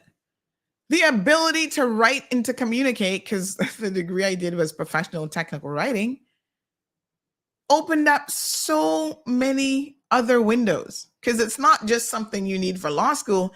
Anything you do in life, if you are a manager, if you are a business owner, you need to write a letter to the government to apply for a business license. Your granny coming to you because she need a letter for this. Everybody needs to know how to communicate effectively. And when I tell you it is a skill that is not well presented or available, I am not kidding you. Up to this past weekend, I was at the salon with my daughter trying to get her hair sorted out. And there I am taking time out of my Sunday schedule to write a letter for a mother who's dealing with a custody situation in court. And her lawyer didn't do the best job representing her, and she doesn't know what to do. I said, well, you need to express your concerns to the lawyer. Send it to the partner of that law firm. Because if you have to switch lawyers now, she's a legal aid client. If you have to switch lawyers, you're going to have to say why. And more importantly, the law firm needs to know that maybe this guy really isn't cut out for civil litigation or family litigation or whatever. So she tried a little thing. She wrote a little letter, and I was like, let me just write the letter for you. Sometimes it's just easier to do it yourself. because you needed to be very concise. You needed to give precise examples of what you were not happy with when it came to his performance and what your concerns are for the next hearing that's coming up in January and what your expectations are. It's often difficult for people to convey and say what they really want to say, even when speaking, much less putting it in writing. It is a skill set. Writing a cover letter, getting your point across, and you don't need all this flowery language. You can just be very concise, clear, to the point. Most people do not have the ability to write effectively. I see it every single day, even so-called professionals. I've seen managers writing something. I'm like, what? What is this? I've seen lawyers write stuff that got me scratching my every part because I don't understand what they're talking about. They throw in words just to sound smart. And I'm just like, but this doesn't even make sense. What does this mean? You would swear they're writing from the 1800s when everything was confusing. Huh?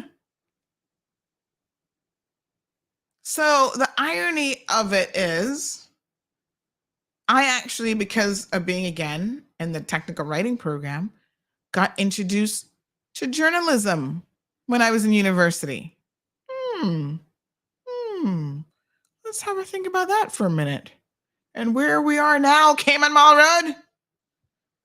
But you see how a little seed can be planted that will flourish and grow into something more in life? Did I see myself here when I was in university? No. But there I was getting the skills that I didn't even know that one day that's going to permit me to be my own boss. And I'm not going to have to talk to any of y'all about, oh, I'm working for somebody else. I'm at the mercy of somebody else. I'm looking for a job. Sometimes you got to go create your own opportunities. I'm dead serious about this. And the irony is, talking about life and full circle moments, when I was at the university, I got to meet in the position of being a writer. I got to meet a lot of really, really interesting people. I remember this guy from the Middle East. He was coming to be a guest lecturer at the university, and I was the one who was assigned to cover him coming on island. I got to interview the president of USF because she was the first female president of the university back then. And guess what? Guess who she was? Her name was Betty Castor. She was the ex-wife of the same judge in court. Can you believe it? Listen, this is Tampa. Millions of people. The university has thousands of students. At the time, they had like a student population of over 30,000. So what were the chances that I would become a student writer and have the opportunity to interview the first female president of USF? And lo and behold, it was Betty Castor. It was like, whoa. And again, her and I remember walking in campus, having a conversation. Afterwards, she wrote me a note. She's like, young lady, I am so impressed with your positivity and the things that you have going on. Let me know if I can assist you in any way. I was like, what? These people want to help little old me? Who am I? How am I deserving of this? You got to change your mindset in life, Jonathan. Jonathan says, but you said it yourself. Were you not the lucky one out of all of your siblings? Well, it certainly depends on how you define lucky. And again, this is a half full moment. I had the opportunity to be removed from one chaotic situation, but you don't understand the full story. And you also don't know the chaos of what I actually went into. There's different types of chaos that children have to endure. So what I would say to you is, it's all a matter of perspective. I went into an environment with some degree of structure, which I didn't have here. But at the same time, there was a lot of opportunities to give myself an excuse to fail. You take any 8 and 9-year-old and take them from the only world that they've ever known and put them in a foreign country, like I said, where everybody thought I was speaking a foreign language. People I didn't know. I didn't know this aunt. I didn't know these people. The rules have been changed. I have been uprooted. And I will tell you that if you don't have a certain degree of resilience in life, and again, always trying to see the light at the end of the tunnel, and it does exist, you can fall and fail really, really hard. And although I had certain opportunities, which by the way, required work on my part, it wasn't something that was just handed to me, right? My siblings that remained here had certain opportunities too that sometimes I look back on, I was like, gosh, I wish that was me. Wouldn't it have been great to have the financial resources? Because back in the 80s and 90s, the Cayman economy was booming. Right? In the US, here I am trying to get a university degree, and I don't know where the next slice of pizza is coming from. But you can't focus on your current situation as being your permanent situation. You've got to understand that life is constantly changing. And better, you have to believe that better is coming. And that is how you move forward and what you work towards. Failure is easy. Continually trying, even in the face of no, no, no, slam this door in your face. And you know what? Taking this position that no one is going to stop you from fulfilling whatever your destiny in life is going to be. That takes a little bit of gumption and a little bit of balls.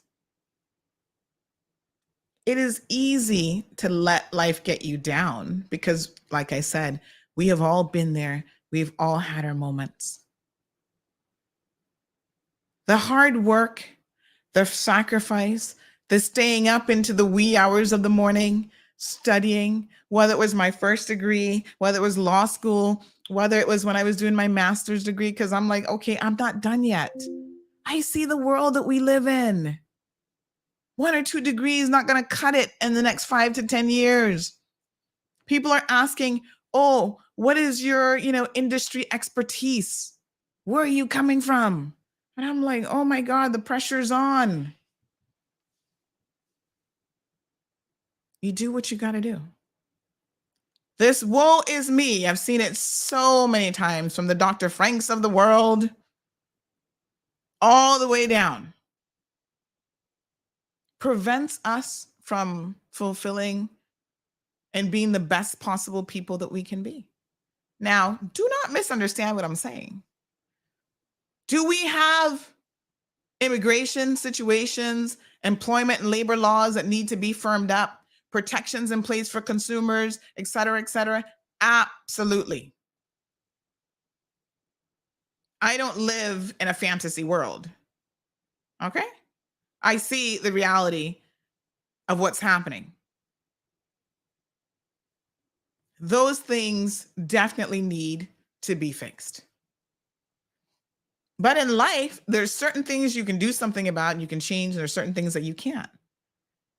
And so focus your energy on the things you can do and the things you can change, as opposed to constantly focusing on, oh, I can't do this. I don't have any resources, blah, blah, blah. I'm going to tell y'all another story. This must be story day. When I first started Micromatrix, this is how it got started.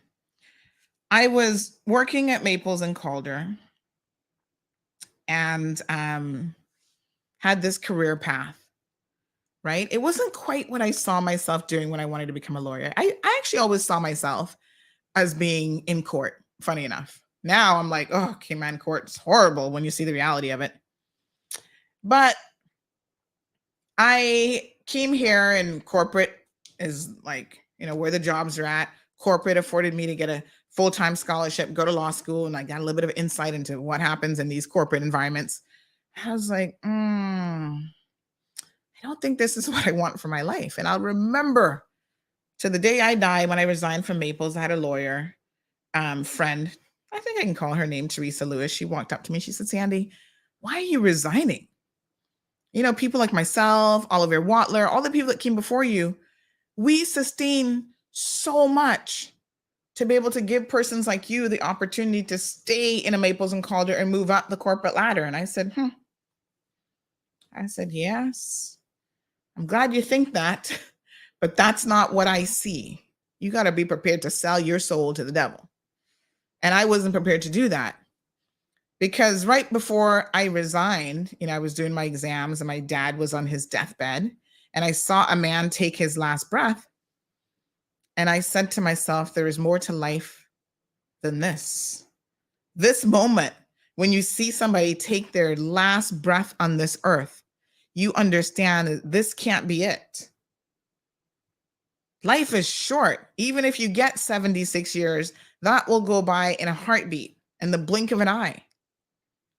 And you've got to make better decisions about your happiness, your mental and psychological well-being. And I thought, for all the money in the world, and trust me, the money, listen, one summer as a summer student, I took on a project, worked my ass off, 13, 14-hour days, a lot of overtime, whatever.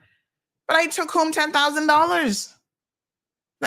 Everybody's like, well, that's what we want in life. That's what we want to achieve. We can take home all this money. And what does money get you? You spend it? Do I even know where the $10,000 went? Nope. Couldn't tell you. Got spent on something. And you're still not happy. So I said to myself, this actually isn't what I want to do. So I went on and started my master's degree. I'm like, I want to open up my own business. I sat down. I was actually working a temp job at Caledonian Bank because I'd quit my job and left. I was supposed to go into immigration, and then that never worked out. So I'm like, okay, one door closes, whatever. So I was sitting there at the front desk. Never forget, Greg Barnes said, I need some temp workers. Hey, Sandy, you want a temp reception? Sure. I ain't got nothing else going on right now. Fantastic. Sitting there temping. And as I'm sitting there at the front desk, between answering the phones and handling the mail, whatever, I'm writing out my business plan for what would eventually become Micromatrix. This is what I want. Doing the schematics of the layout, the drawing, got to find a retail space, start looking at retail spaces. I mean, it was this whole thing. And there was a guy who walked by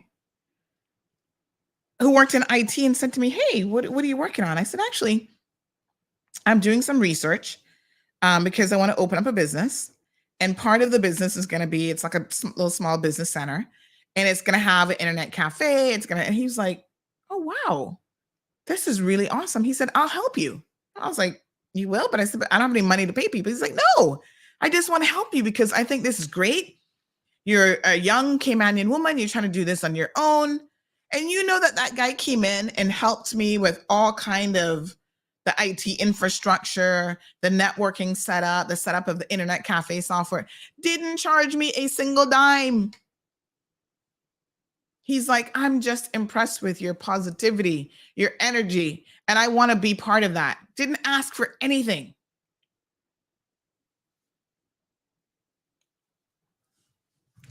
You gotta sometimes reevaluate what it is in life that's actually holding you back. And things shift all the time. I had another business plan. I'm like, yeah, this is going to be the $1 million idea. I got the business plan on my computer to this day, all 100+ pages of it. It was going to be a prepaid debit card system. Now you know. But it was going to be a way to wire transfer money on these debit cards without you having to go and stand in a line at a Western Union or a, whatever, right? You could send the funds, you could put your paycheck on it, You could have a card in Jamaica for your grandma, and then you top up her card every single month from your pay. So that even in Jamaica, she's safer because she doesn't have to go to a facility to collect the money. The money is on her card. So SEMA now are the ones who approve these, what do they call them? Money services business, right? So they have a capitalization requirement of $30,000. Took on a business partner. We had everything arranged. All the money was in place, the whole works. Now I start going through the regulatory steps. You know what I had to go through, Jonathan? Let me tell you the BS that these people will throw at you. Meeting after meeting. When all was said and done, they had 3 folders this high at SEMA about, the due diligence, the compliance, the this, the that. They wanted overcapitalization. So the law says $30,000. They come out and say, no, we want double that because we don't know who you are. You don't know anything about this industry. And I'm like, but I'm the one who's done all the research, had my providers in place. Every single question during these meetings upon meetings that they were asking me, well, what about this situation? What would you do? They were throwing out the most obscure situation about money laundering and cruise ships and what's your plan and did it. And I was like, really? It'd be easier for banks to get approval than what they were putting me through the ringer. But I just sat there at every single meeting, answered their questions, told them what the plan was, showed them the compliance training manual, the whole works. And they're like, wow. You know what one of them said? I'll never forget, the Indian looking guy. I can't remember what his name is now.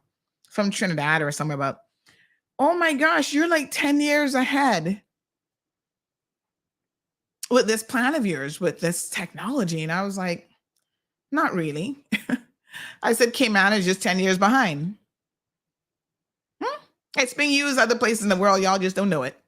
And despite the fact that you're supposed to be the industry experts and you work in banking and you're the big, Joe Schmo at SEMA, you still are a little bit clueless about emerging markets and emerging things. But anyway, it became like a pissing competition. He'd ask me a question. He'd go, oh, that's a really good answer. And I was like, okay, am I here for an academic exercise? Because I'm actually trying to get a business license. And this particular type of license requires your approval. I was on the verge of getting the approval and I pulled the plug on it. Because I said, you know what? These people are going to find a way to try to make my life miserable 24/7 with all their so-called compliance requirements. To this day, I still have my business plan and everything sitting right there. I walked away from that opportunity because people in the system were trying to frustrate me to death. And then I said to myself, you know what? You got to have a little bit more gumption than this. You can't if this was for you, don't let anybody tell you otherwise. No matter how many meetings and how many compliance questions and scenarios and overcapitalization, don't let anybody stop you. Yeah. When I started Roque, here we go again. I remember a certain Mr. Watler, because some of them Watlers believe they're white people when they're really not. Sitting at the government building, I handed him one of my flyers because, child, I'm out here hustling. You know what he said to me? Well, how did you come up with this? How did you come up with this idea? And it wasn't so much what he said as how he said it. And I was like, what do you mean? Oh, I get it. Little old me, Caymanian and all, little black girl. I'm not supposed to be able to come up with an idea because that's only reserved for the elitists in this community, including the Caymanians who believe that they're white and they have the money and and they're the only ones who have an idea. I kindly took my flyer back out of his little gringy little hands because I could say he wasn't going to be no customer. And I just kept it moving. Jonathan, Damien, all of you, sometimes we allow people to get in our way and to stop us. And sometimes we are the biggest person that is stopping ourselves. Don't let people get in your head. Don't let this negativity get in your head. Come up with your game plan and you work it. And as Lulu says, you're living the destiny that the Lord ordained for you. It's a beautiful one. Reminds me of Joseph in the Bible. And as I always say, you are right where you're supposed to be. But don't be so easy to give up. Y'all remember not that long ago, we were in the same position with CMR, all the naysayers. Oh, Lordy. Here we go. Oh, that's my road foolishness. I remember, because I've been cheeky from day one. Somebody posted about, how do I block this stupid website? And I said, let me make it very, very easy for you. I think I even did an article on the website. You don't like CMR? Here's how you block it on Facebook. You don't have to go on with a little temper tantrum. This is how you block it. Now, every time I see that person, they all up in Facebook business and all up in CMR news. Sometimes you just gotta, you can address some of the foolishness, but you not got time for all of it. And you just let the naysayers sit over there in their little section of the stadium, making all their noise, and you drone it out and you focus on what you have to focus on. Miss Ann says, you certainly understand how it works. Then we wonder why people are the way that they are. Izzy says, Caymanians tend to give up too easy with businesses. And most businesses, first of all, have a high failure rate. And it takes a lot of sacrifice. And there's a lot of things you need to be thinking about and doing. You need to have your business plan in place. Financing, how are you going to do it? Are you going to continue working your regular job while you launch your business? Yes, that's often a good idea. Staffing, rent, utilities, where is the money coming from? Biggest mistake is you start a business and you start to take out a salary out of the business. The business can't pay you. You've got to be realistic. Remember when we started here at CMR, what did I say to people? This is a passion, not a paycheck. I was in a very fortunate situation where I didn't have to have CMR making any money. Isn't that amazing? That is blessed beyond measure, because I could make sacrifices in other areas to make sure that CMR could get started. And that was the position for the first couple of years. And then, of course, as you're growing, you got staff now that you're taking on board, you got to pay them. You've got servers that you're paying for and software and this, that, the next thing, all sorts of stuff. So at some point, and I remember my cousin, my husband's cousin, actually, Mark, he has a PhD. He's a fighter pilot with the U.S. services. One day he said to me, Sandy, what's the end game here with CMR? How are you going to monetize this? And I was like, don't worry about that, honey child. We don't care about monetization right now. And he said, but one day you will. And you better have a plan. And I said, you know what? This man talking some good sense. I better try and listen to him. I keep telling y'all, even a broken clock is right twice a day. And I started thinking about it. Right. How am I going to monetize this? This is a good point. Because I don't want to be paying my staff out of my pocket forever. Yesterday, I was a little bit tongue-in-cheek, but I was saying over at the Compass, they have this show with Rejma, and the show numbers are, really, really low. And so I look at a lot of things, like when I look at a situation, I think about if I was in that situation, right? What would I do? And I know some of y'all, where's Cameron today? Is Cameron around? Some of y'all thought, this is just me trying to pick on Rejma, the Compass, and not really. The question I asked was, this show, by all accounts, is a failure. Now, if you don't, and somebody, I think Mr. Dean said this, he's like, I just like to watch it, whatever. And I'm like, okay. If you just like to watch stuff because you have time to waste and the company doesn't care about the content, production value might be good. But at the end of the day, if the company doesn't care, are people really engaged? Are they really watching this? because he said, oh, it's well done. The interviews are great. And I said, well, if that was the case, why are people not watching it? I think Shannon or somebody else said, oh, well, they've never heard about it. Maybe they're not advertising it. I'm like, this show has been around for years. If something has been around for years in the Cayman Islands and you don't know about it, something is definitely wrong. When you have one person during an hour-long show watching it, only one person, something is wrong, because that one person is most likely an employee of the organization. And so I know if that was me, I'd be sitting here going, is this value? Is it offering value for the community? Because obviously the community is engaged. They're not watching it. They don't care. And these are the business decisions when you are a business owner. These are the things you have to ask yourself. They're spending money having somebody work the camera, production time. It's on social media. So, I mean, that part of it's free.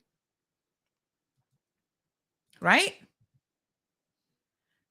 But if you have not just one person watching, but when you go back and look at the post numbers and you only get 400 or 500 views on an hour-long show, something is wrong. And that's what you're averaging. That's why nobody should have been surprised when the Compass pulled the plug on the morning show, because the numbers tanked. They made a poor decision and got rid of Woody. And the numbers went down the drain. And nobody could save it. They brought in poor Barry Sue, she couldn't save it. They brought in poor Chandra, she couldn't save it. And so sometimes you have to see that something just isn't worth saving. And those are the hard things that businesses have to do as well. Cayman 27. In the end, it wasn't worth saving. Now, you can argue all you want about what went wrong and what went wrong and what happened. But the truth of the matter is, it was a business decision.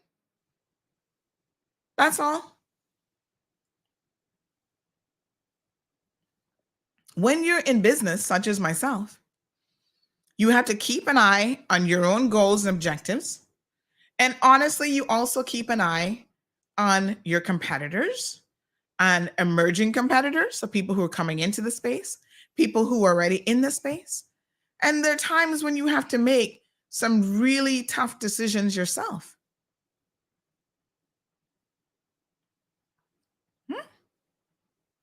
Now, y'all can say whatever you want, but the very business model of the news industry has changed significantly. Y'all don't want stale news. How many of y'all want stale news? Raise your hand. Call me, 936-2626. Who wants stale news? You don't want day-old news, 2-day-old news, weekends, nobody narrating no news. You gotta wait till Monday to find out what happened on Friday. Everybody is in this instantaneous mode where we want it now.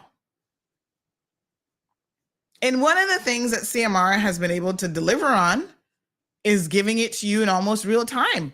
Now, when we heard about the robbery last night, which I'm going to talk about here in a second, within minutes, we had the video, we had the story, we knew how many robbers they were. We put it up. The people want that information now, as it happens. Could be that you were on your way to McRuss and you'd be like, oh, honey child, I'm not going to go there right now. Let the police deal with that situation. That's just the reality, folks, of media in 2022. And it started to change years ago. And there were a lot of people who didn't see the change coming. And this is another life lesson. When you don't see change coming, you will fall prey to a situation. Just like industries, employment opportunities. You don't see the change coming in your retail industry, you better. You know what I'm saying? Wake up. Because you need to make personal adjustments for yourself.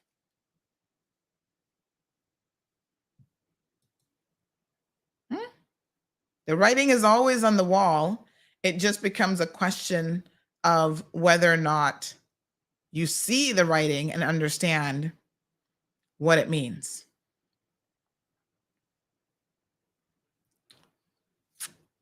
That's the reality of where we're at.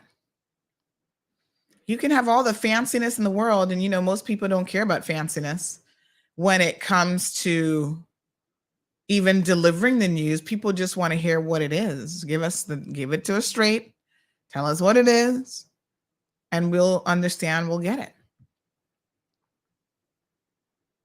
Last election. See, y'all think things happen accidentally. And I know sometimes I sit back and I kind of chuckle. Oh, well, look at Sandy. How did she become, a mover and a shaker politically? Listen, I've been in this political space for a long time. Some of y'all Johnny come latelys don't know what you're talking about. But the truth of the matter is, when it came to the election, did you all pay attention to what we purposely did? I said, listen, this is CMR's first election cycle. We are going to be a forerunner. We're not going to be behind the times. This is going to be your go-to spot for all election news and coverage. And so we started early. From the September before last year, we were telling you who was coming out, who was running. We were the ones putting that information out there. You know why?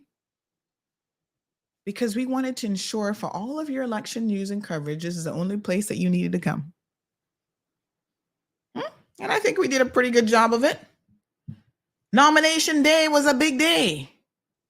How many of y'all expected that poor little CMR and my little voice would have a 7.5-hour show on nomination day? Checking in at all of the polling stations, bringing you all of the news. It was a marvelous event, and all of a sudden people started to pay attention. Every grocery store I went to, oh my God, Miss Sandra, I loved your nomination day coverage. Thank you so much. That was wonderful. Now, one thing I must say is praise the Lord for modern day technology. Because having technology available and knowing how to use it and what you need to deliver. If this was 10, 15 years ago, we couldn't have done that. But in this day and age, we have amazing technological advances. Again, this is where now you got to do the homework. You have to learn. I've had to learn a lot in the last 5 years. You can't stop learning. You can't feel like you've arrived and kick up your feet and you're done. We set the bar. We raise the bar and we set the bar. And whatever industry you're in, folks, you can do it. Miss Ann said you're right about that. Jonathan says you got to get Woody on your show. We've invited him on. He knows he has an open invitation. He can come on anytime he wants. Well, Woody's living his best life doing other stuff. And Woody, smart guy, he had another job, another business, another source of revenue. You cannot put all of your eggs in a singular basket. Finances 101, diversification, multiple streams of revenue, passive income. These are things that y'all need to learn what it means and how to make it happen for yourself. Passive income is working for you when you sleep in.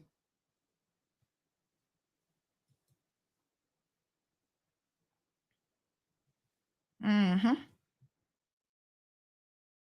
Yes. Someone says you're always wondering about people seeing whatever in you. All these positive stories, I say Jesus has your steering wheel, which steers the 4 tires. Oh, thank you, my dear.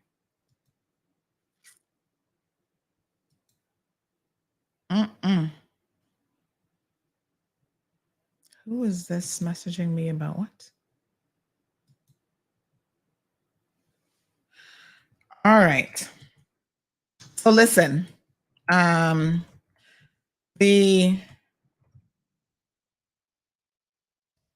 robbery last night was a sad situation. I hate to see, and it doesn't matter if you're a small business owner or a large business owner, when people do things like what these 4 guys did, it's really a sad reflection on who they are. And it reflects poorly on us as a community. And, you know, somebody out there knows something. I want y'all to go and look at the video and see how you can, hello, Johan Moxham. See how you can assist the authorities in apprehending these guys. These guys are brazen and they need to go to jail for a very long time. Yesterday, we were talking about the brazen fools on the brack. You know what somebody said to me? They said, Sandy, it's just so amazing how times have changed, because there would have been a day and time when those little boys, I mean, social media allows people to feel like they can say and do whatever the hell they want. But they said, you think years ago, these boys feel like they could be holding the brack residents at gunpoint, like they're the ones running the show in the brack? They said we would have got one croak a sack. Mm-hmm. And what was the switch that Ozzy used on that one thief when he went to his place again? Cod switch? What's it called? Yeah, this person said we would have got one croak a sack and went and visit Cody and gave him one bitch lick with our cow cod. The audacity of criminals in this day and age is really something else. But if you know who these cow cod, yes, Damien, if you know who these guys are, step up to the plate and let the authorities know. Y'all remember yesterday too? Thank you, Izzy. I was talking about the drug boat, which we talking about getting you news in real time. We told you that on, what today is Thursday? Yes, it's Wednesday. We told you that Tuesday morning that there was a drug boat that went into East End. And like I told y'all yesterday, you were minoring in the foolishness about exactly where it came in. The important thing is 3 men are on the friggin' loose. And sure enough, took them a while to send out the press release, but the police confirmed yesterday. The same thing we told you more than 24 hours before. A drug boat came in and 3 men are now on the loose. They're bringing in drugs, guns, and ammunition into this country. That's 2 more firearms and a whole hell of ammunition that now we can keep off the streets of the Cayman Islands, in addition to the drugs. Now I hear say that batch was Caymanians that went out to meet the boat to finish bringing it in. Y'all destroying your own country for what? What's the end game? You look around anywhere in the world, Haiti, Jamaica, the US, Canada, you show me where people who are into criminality, into drugs, live a good life and gain anything. You destroy your own country for nothing. Live, they can use a tamarind switch. I don't care what they use. Sometimes these guys look like they need a rude awakening. Janetta says the guy that was mopping had something to do with it, because as a staff, no matter how dirty the mop water is, you wait until everything is sorted out and finish with the mop, just my opinion. Well, there's a lot of things that people can do. And I kind of thought, Janetta, I'm going to be honest with you, I thought him even going outside, I'm like, what's he going outside for? Like, there's a lot of questions, but this is now the police will do their good investigative work and ask some serious questions. When you work in retail, folks, you need to have certain procedures, certain closing procedures in place. I'm telling you, as a university student, I worked in retail, and I was a retail store manager. Yes, honey child, because I wasn't into the minimum wage. I needed to make a little bit more than minimum wage, even in the United States of America. And I've worked in retail for many, many years. Jewelry retail, clothing retail. And you have to have a proper closing plan that includes certain security elements. If you're a heavy cash business, honey child, You do not keep cash in your register. At some point, you have to drop it in a safe that nobody don't have access to. The staff who's there don't have access to the safe. Not only that, but closing out at the register is a mistake. I had to wonder, do they not have a back office to take out the till and go sit down and do your closing out for the day, where you can secure yourself and lock yourself in there? And then once you drop it in that safe, you can't take it back out. You have no access to it. I do think that the owners of this establishment will have to have a look at some of the elements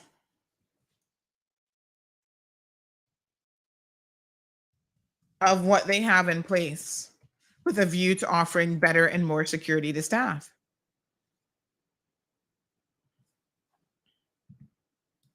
This person says cow cod. Sure, cow cod them. Ask Ozzy for a picture of the cow cod. I want to see what it looks like. Oh, Lord. This person says those parchment kids wouldn't happen to be relative of what is she now? Resigned, maybe Inspector Wendy Parchment by any chance? No, those are different. So in Cayman, we have parchment, M-E-N-T, and we have parchment. Now they may be somewhere along the line, probably, ancient relatives of each other, whatever. But no. They're not her kids. She went from Grand Cayman over there to work for a short time and then came back. So the Parchmans on the bracket, and Brackers know who their family to. I don't know who their family to, but there's quite a few Parchman, M-A-N, on the brack. And I don't know who their mom and dad is, but I tell you what, they need to do better. But now these are big men. You see what I'm saying? Now, you can't control, even if they're your children, you can't control your children once they're an adult, except they wouldn't be up in my house posting such foolishness on Instagram and talking foolishness.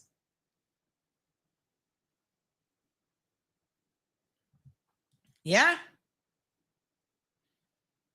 No, TD. You would have to get the hell out of here with your drugs and foolishness.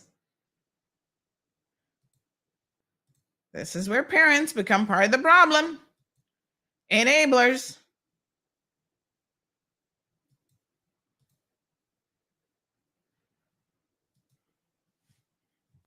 Yeah.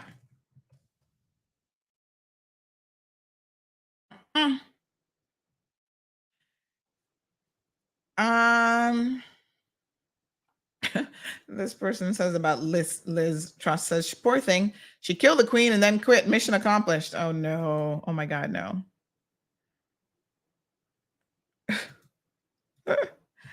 Oh my goodness. So listen, one thing I got to talk to y'all about.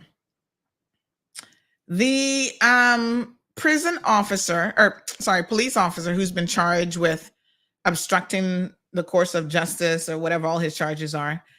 The court, and I'm a little bit surprised by this. I'm a little bit confused, actually. Grand Court had something in place.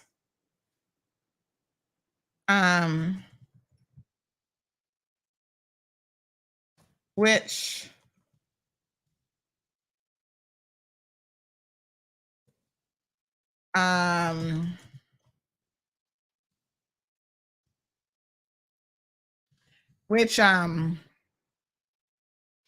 had like a, what's it called? Reporting restriction, I guess, where you couldn't name him during the trial. And so after he was charged, I said, well, surely we can name him because number one, it's on the cause list, right? Which is publicly available on a website and whatever. Well, apparently the Grand Court said no. They didn't want this officer named. And not only did they not want him named, but the summary court, when he appeared in court the other day, has also doubled down with the Grand Court's position, claiming that he can't get a fair trial if people know who he is. I was like, what? I'm not understanding the logic of the court, but surely you guys understand that that's not my job. Once they issue an order, we have to follow the order. So you might have noticed that we took the story down. We'll amend it slightly and take out his name and photo. But the bottom line is, we're not supposed to say who this police officer is because they're concerned about his ability to get a fair trial. Now, I am confused as hell because there have been other officers, even the one who was involved in the sexual assault the other day. He was named. Were there not any concerns about his ability to get a fair trial? There is something else that's going on that I can't put my finger on with this particular trial that is pushing it in this direction, and I don't know what it is. Why can't he be named? He can get a judge alone trial. So if he gets a judge alone trial, are they then going to lift the reporting restriction? Because a judge alone trial will give him, no matter who he is, the fairest possible trial in the world. It is a very peculiar situation, and I must say that I'm confused by the judiciary. First of all, I'm confused because all you need to do is go on a website and have a look. Yeah? And you're able to see his name for yourself because it's a public document. So why are we protecting his identity again? They've never done it with other police officers. So what is it about this case? What am I missing here? This is where I need y'all to be little detectives and sleuths because clearly I'm missing something.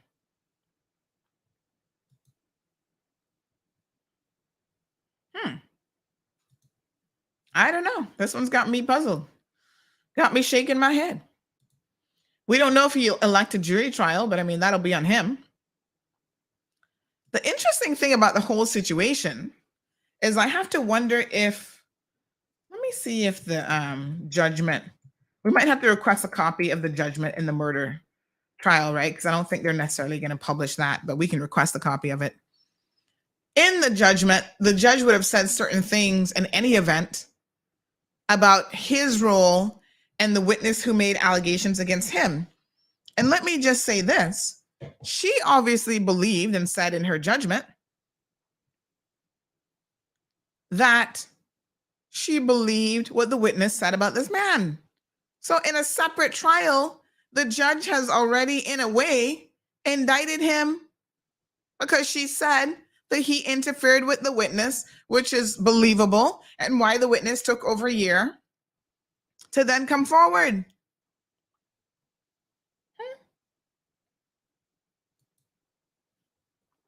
It's a bizarre situation.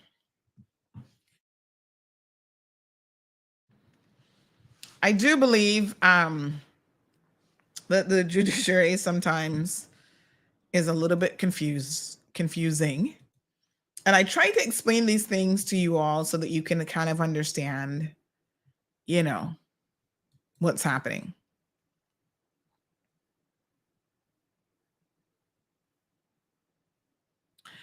Jonathan says, I'm sure that the people in Canada are growing and selling weed legally or are invested in it in some way and taking that money and buying a few apartments here, condos, or even land in Cayman. Oh, Lord. Jonathan, I don't think the weed thing is what you think it is. I honestly don't. I think you need to go sit down and interview someone who's in the business and, get a better understanding of exactly how it works and how lucrative or not it is and the impact that it's having on these different communities, et cetera, et cetera. Because I think you might be a little bit naive about what's happening with the whole weed situation. All right, folks. Oh yes, Miss Cayman. Of course, we can't not mention this morning because apparently they've made some sort of a statement but didn't. So when we messaged them, I'm like, did you guys make a statement? Because according to the Compass, y'all are preparing the first runner-up, Chloe Powery Doxy, for the crown. And so they sent me what was sent to the Compass, and I'm again confused because that's actually not what their statement said. So I don't know where the Compass got that from, but they didn't say that they were preparing the next runner-up at all. And so caller, give me 1 second here. Let me just see if her Bluetooth is connected. So I'm confused. Yes, sir. Good morning. Oh, hold on. I think I need to, okay, there we go. I think we should be able to hear you now. No? Oh, what's going on? Hold on. Oh.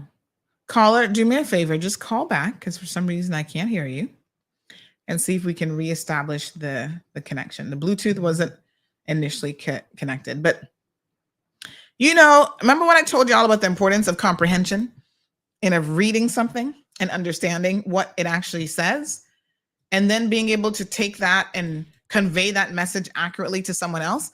We all get it wrong on occasion, but I can tell you one thing. What I read let me tell you what they said. They said we did not issue a statement specifically for the first runner-up. Below is our statement. So the Compass has come to a conclusion, or they've written a story around this narrative of, they're preparing the first runner-up. And the Miss Cayman Universe Committee didn't issue a statement about that at all. This is the most bizarre conclusion I've seen in a minute. This is what they said. As the trial date for the reigning Miss Cayman Islands Universe, Tiffany Connolly, resumes on December the 5th, we are consulting with the Miss Universe organization and will be in a position to provide an update on the way forward in the coming weeks. It is important to remember that in the court of law, an individual is innocent until proven guilty. As we navigate through a renaissance, a renaissance within the pageant world, what a choice of words, it is also important to understand that no candidate is flawless. Do I have a laughing track in here anywhere? Hold on. Lord Jesus, can I have a laugh? I don't think, I need a laughing track. I don't have a laughing track? Oh, geez, I need to add that because this was a moment when we need a big laugh. All right.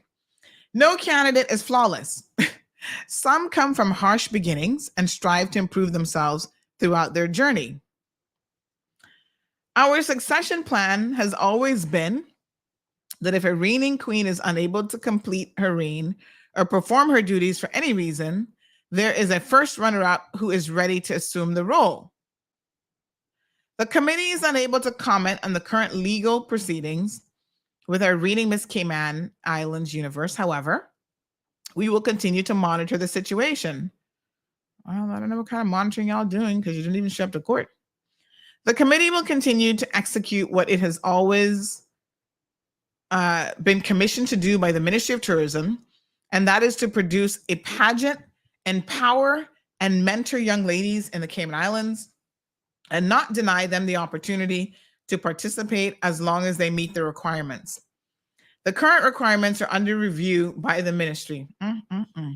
Additionally, going forward, the due diligence task will be the primary responsibility of the committee. So are they trying to say it wasn't before? I'm a little bit confused by that. Historically, the committee did not make the decisions in its sole discretion. In particular, for critical matters, this situation was no different. And I think this is the most interesting thing about what they've said. Out of an abundance of caution, we believe that the directive provided by the ministry and other influenced stakeholders to this point was in everyone's best interest.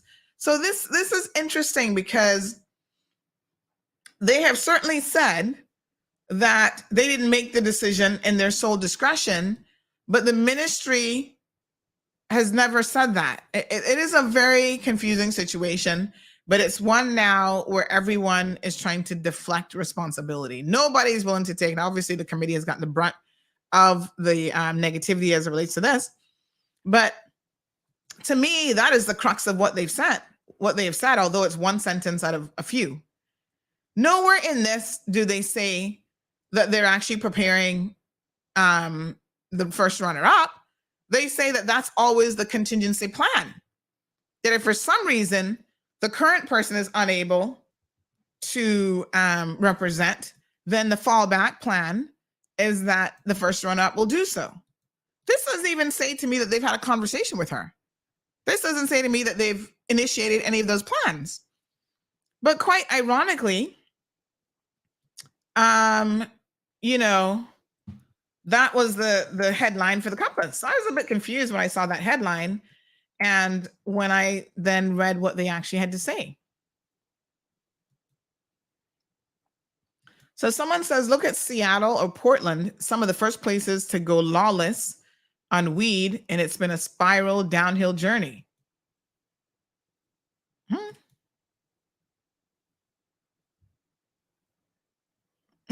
One person says, I'll eat stale bread by toasting it, but stale news, no thanks.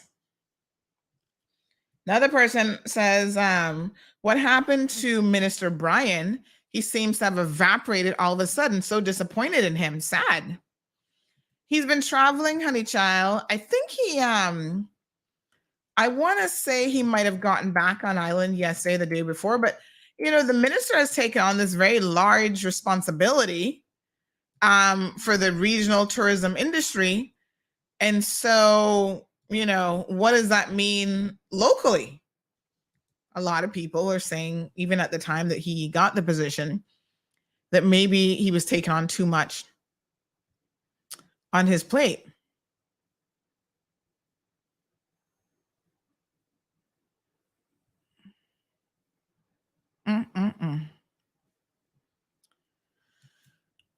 Listen, you can lead people to the water, but what we say, you can't force them to drink. I can talk until I'm blue in the face, even on this show, and y'all will hear what you want to hear, and you will go away and take away whatever it is that you want to take away.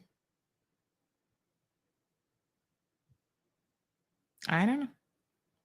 What can I tell you? Izzy says, I'm sure we don't see the candidates beating up people every day.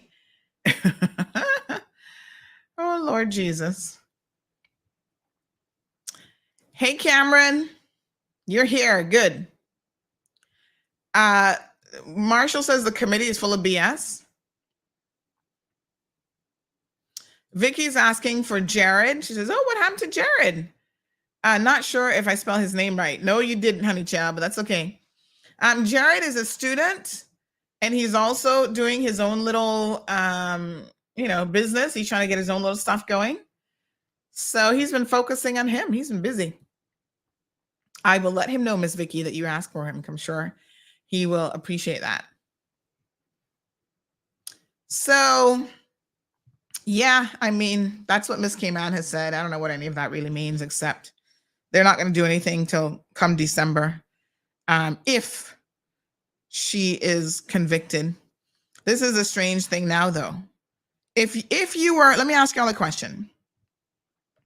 If you were Miss, what's her first runner's up name? Miss Chloe? Would you, I think there's something wrong with today's Bluetooth connection. Would you actually take the position? Hello. Hi, good morning. How are you? Hello. Hi, I can hear you now. Oh, can you hear me now? Yes, just turn down whatever radio you have in the background or whatever feed you're playing. Okay, I was actually playing you, so I've just put you down now. Yeah. So you can hear me now? Yes, I can hear you. Okay, good. Yeah, so. Okay, good. Yeah, okay. I was hoping I could call before you moved on to Ms. Cayman, which is also very, very important, but I wanted to comment on your earlier matter relating to the release of this officer's name. Oh, yes. You say that this officer, yeah, the one who is charged, they say they can't release his name because he can't get a fair trial? They have, yes. The original court order was from Judge Carter. And she basically said that he could not be named during the proceedings of the murder trial. So this is what her order said. The officer cannot be named. This was an existing order of the Grand Court. The order of the court made during the course of the trial in R.V. Roger D. Bush has not been lifted. So this is what they said on Monday. The order remains in place until further order of the court. So despite the fact that he's, like I said, listed on the cause list and his name is publicly available for anybody to go see once they go to the cause list, to me, Belika, this shows how antiquated the entire court system is. Because if they think that people have to rely on media to name or not name him to find out who he is, they're fuller than I thought. One person screenshots the cause list, sends it on WhatsApp, and everybody in Cayman has it, even without the assistance of the media. So what difference does it make if the media names him? You have named him yourself on the cause list. And then apparently, when he made his first appearance now in summary court, chief magistrate Holdats has put in his own order at that level, saying that he's going to continue with what the Grand Court has done and not allow him to be named in media. So basically, they have reimposed the order not to name him. And the reason that he was given, he said, to ensure a fair trial for this defendant. Yeah, I mean, it is laughable because, like, is everyone not entitled to a fair trial? Well, exactly. Everybody is entitled to a fair trial, and a couple of things. One, all trials are supposed to be public, right? Yes. Anybody can shut the court. Exactly. Anybody can walk into court and be able to know who is being tried. You media people can come in and you name the person. This was the person being tried and so on. So what reason is there for saying this particular person should not be named? Because the fact, you see, the requirement that should be named is a right of the public to know who he is.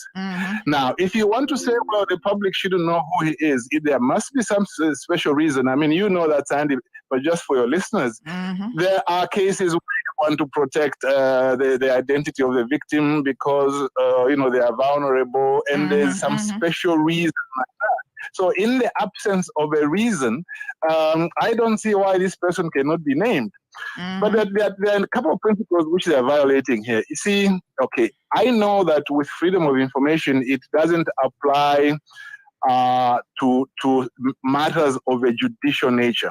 Although freedom of information does apply to matters of an administrative kind, even if they are in the judiciary. And according to the Freedom of Information Commissioner, well, it's not just a commissioner, according to the Freedom of Information Act, if something has already been made public, you can't refuse to release it. And I would imagine that the same principle, which is really a principle of common sense, which is the Freedom of Information Commissioner and the Act, is the same should apply in the judiciary, where they claim to have sometimes more common sense than we have. So I don't see why they haven't released that name. You see, although the problem again, you see, Sandy, partly is because these judges in the Cayman Islands, there are no effective procedures to complain against them. You know, before 2016, before 2016, that is under the 2009 Constitution, they introduced a good provision which said that if you've got a complaint relating to the behavior of a judge, not the substance of the decision, but if the behavior of a judge is a problem, you can go to the Judicial and Legal Services Commission. But people in the judiciary didn't like the idea of an independent Judicial and Legal Services Commission, which comprises some lawyers as well as some members of the public, like deciding whether or not a judge has misconducted himself. So Mr. Smelly, as usual, talked to the right people and they amended the Constitution in 2016 so that now, if you want to complain against a judge of the Grand Court, you go to the Chief Justice. Now, how can the same institution supervise itself in that way?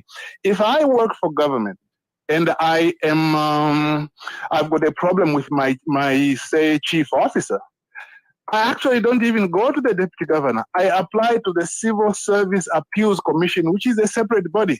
And why did they create it that way? They know very well that once you complain against the chief officer and then you go to the deputy governor, the chances are the deputy governor will protect his own chief officer. So what they tried to do is to ensure that you go to a separate body. The problem in the Cayman in the judiciary is that they did the opposite. Now they took it now to the chief justice, and now the whole procedure is dead. I can tell you now, I'm fighting a case where they gave me an audio of my hearing before the Court of Appeal on the 31st of August, but they are refusing to give me an audio of the hearing of the 9th of January 2019. I need that audio to prove a key point in the proceedings, but I don't have that because I'm not the one who booked the Zoom hearing.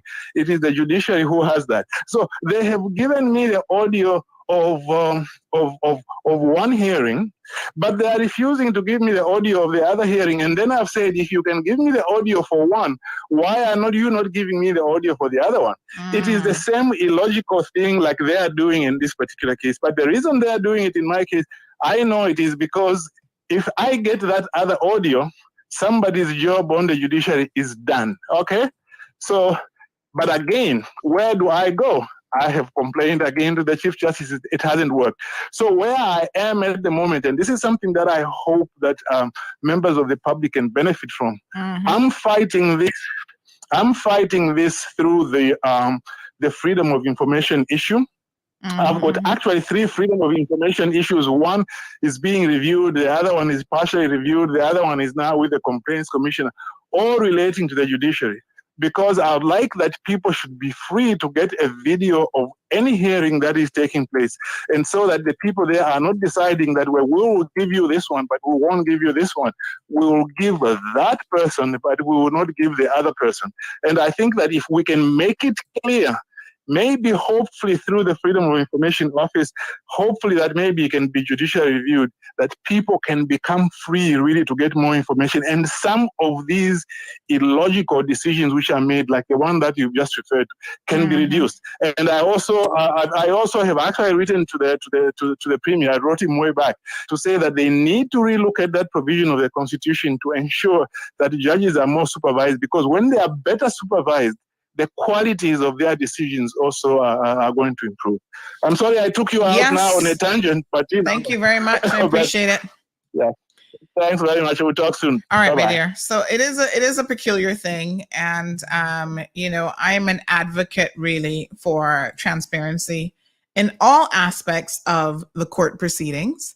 I think like the U.S. model, where everything is available by video link for the public to view online. I think that that's how it should be. We need to move away from this antiquated UK model of the court system being shrouded in some sort of secrecy. That's why I go to great lengths to dissect cases on this program, to bring you guys up to speed about what transpires so you can have some idea of what's actually happening in court. It's nothing like seeing it for yourself, believe me, you. But we dissect it. We talk about what witnesses said, what the prosecution said, what the defense is trying, and all that sort of thing. All right, big day in court today. Canova Watson and Bruce Blake will know what their, hopefully today, maybe tomorrow, depends on how long the jury takes, but juries don't tend to want to be there all day, honey child. They should know what their sentence is. Guilty or not, as soon as the court knows and the jury comes in with a verdict, we will certainly let you guys know. Yeah, that's where we're at with it. Tomorrow is Friday, so we have the young lady who was attacked in the South Sound attack who's coming in the program. Make sure you tune in for that. That will be interesting. We have another lady who says that her son was assaulted in Jamaica in a nursing home, and she wants to share her story, but I don't know if she's going to be ready yet on tomorrow's program. So I will certainly let you guys know. And then we'll take it from there. Thank you guys so much, as always, for tuning in. Like I said, it's very bizarre why this man can't be named. Other prison officers, police officers as they're going through the system have been named. So it's just really bizarre and unusual. All I can tell y'all is we'll keep you updated. And if you want to know who he is without CMR having to name him, go to the cause list for Tuesday, and you will see someone's name on there for obstructing the course of justice, and you will see it for yourself. No need for the media to tell you. This is the stupidest thing that I think the court has done in a really long time. Let me tell y'all how to get to the cause list. Now, they're going to probably try and shut that down after today. But sometimes it just doesn't make any sense what the court does. Listen, I'm an advocate of the judiciary for the most part. They make sound decisions and blah, blah, blah. But sometimes they do things, and this is one of those times, I must admit, that I found to be really odd and peculiar. So you go to judicial.ky, and then you click on courts, and all the way over to the right-hand side, it says cause list. I'm going to put the link in the show right now if y'all want to grab the link, and you can go and look at the cause list. Tell us, we ready? Search. Yes, there you go. There's a link. You can search by date. You can sort by date. Tuesday's date was the 18th. Just go in there and you'll see the man name for yourself. Jamaica National. And it is what it is. How can you keep information from people in this day and age? Honestly, it doesn't even make any sense. Especially when you're publishing information yourself. What a bunch. Anyway, thank you guys so much for tuning in. Oh gosh, I forgot to pull up the news feed. Let me do this. Poor Kevin puts a lot of work into preparing the news for us every single day. And of course, you can go to Facebook in the evenings, 9 o'clock. Kevin has the news ready for you every single evening. So by all means, go and view it. He's doing decent with his views. You know, I keep an eye on Kevin. I keep an eye on how many views he gets. And all I can tell you is he's getting more views than some other people. So last night he had 736. The night before he had 1.1 thousand. The night before that he had 1.1 thousand and 1.4 thousand on the 14th. So Kevin's doing all right. We keep an eye on the numbers for a reason, folks, because if we are here providing a service and giving you something that you don't want, and only 5 of you watching it, then it don't make no sense. It's a waste of time, and we should not even bother. But we like to integrate it into the morning show as well, so that you guys can keep up with it. So give me 1 second. Let me just pull in the news. Big shout out to Chuck Taylor in the back of the Bobo studio. Chuck is always keeping an eye on things for me. Give me a little bit of overtime where I need it. Here's your news. We'll see you guys tomorrow morning. Happy Thursday.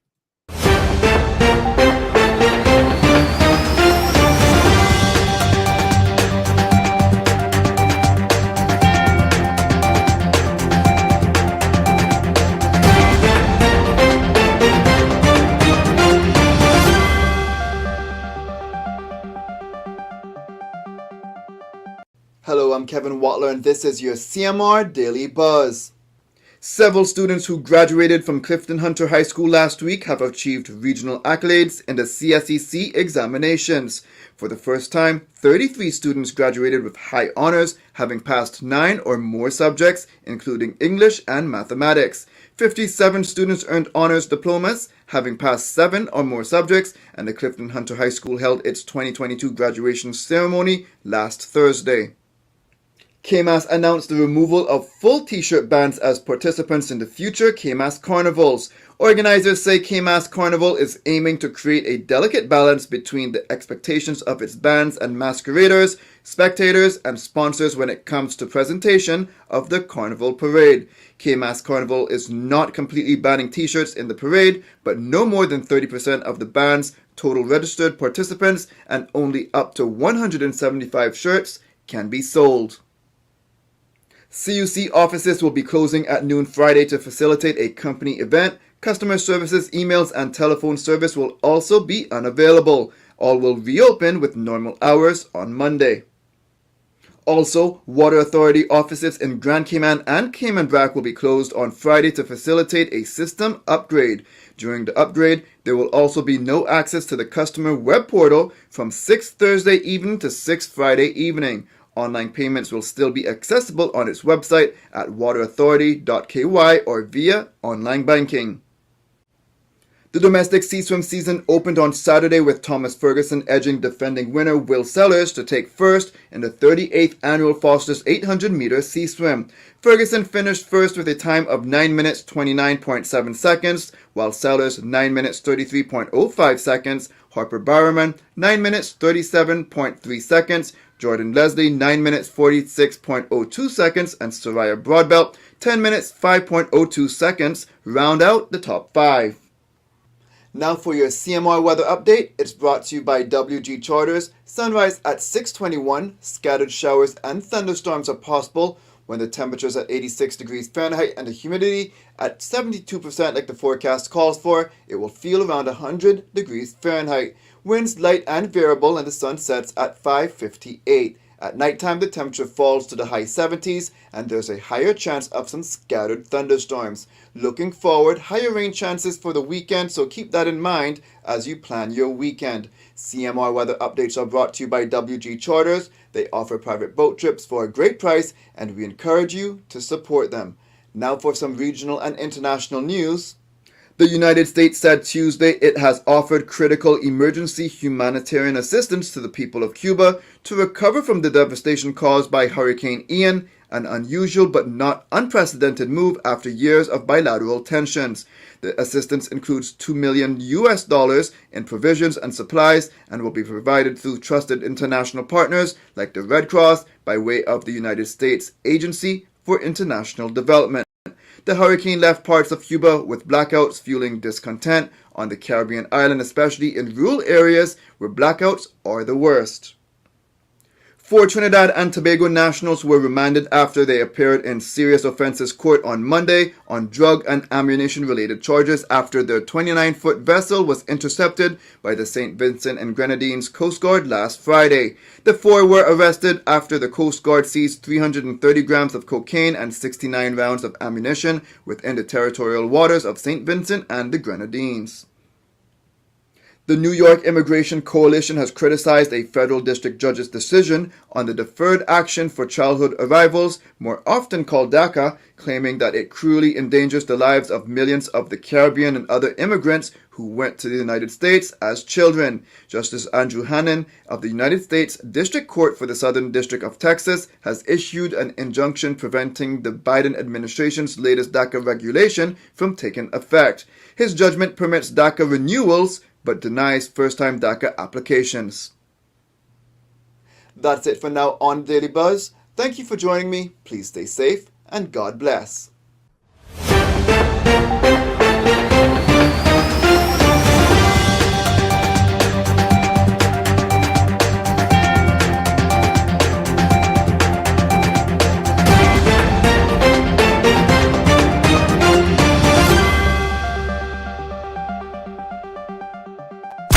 Thank you for tuning in to another episode of The Cold Hard Truth on Bobo 89.1 FM. Cayman's #1 talk show is live weekdays from 7:30 a.m. Never miss an episode again. Watch anytime on CMR's Facebook and YouTube channels for the latest show episodes. Don't forget to follow us online on our social media channels and visit CaymanMarlRoad.com for all the latest news and community happenings.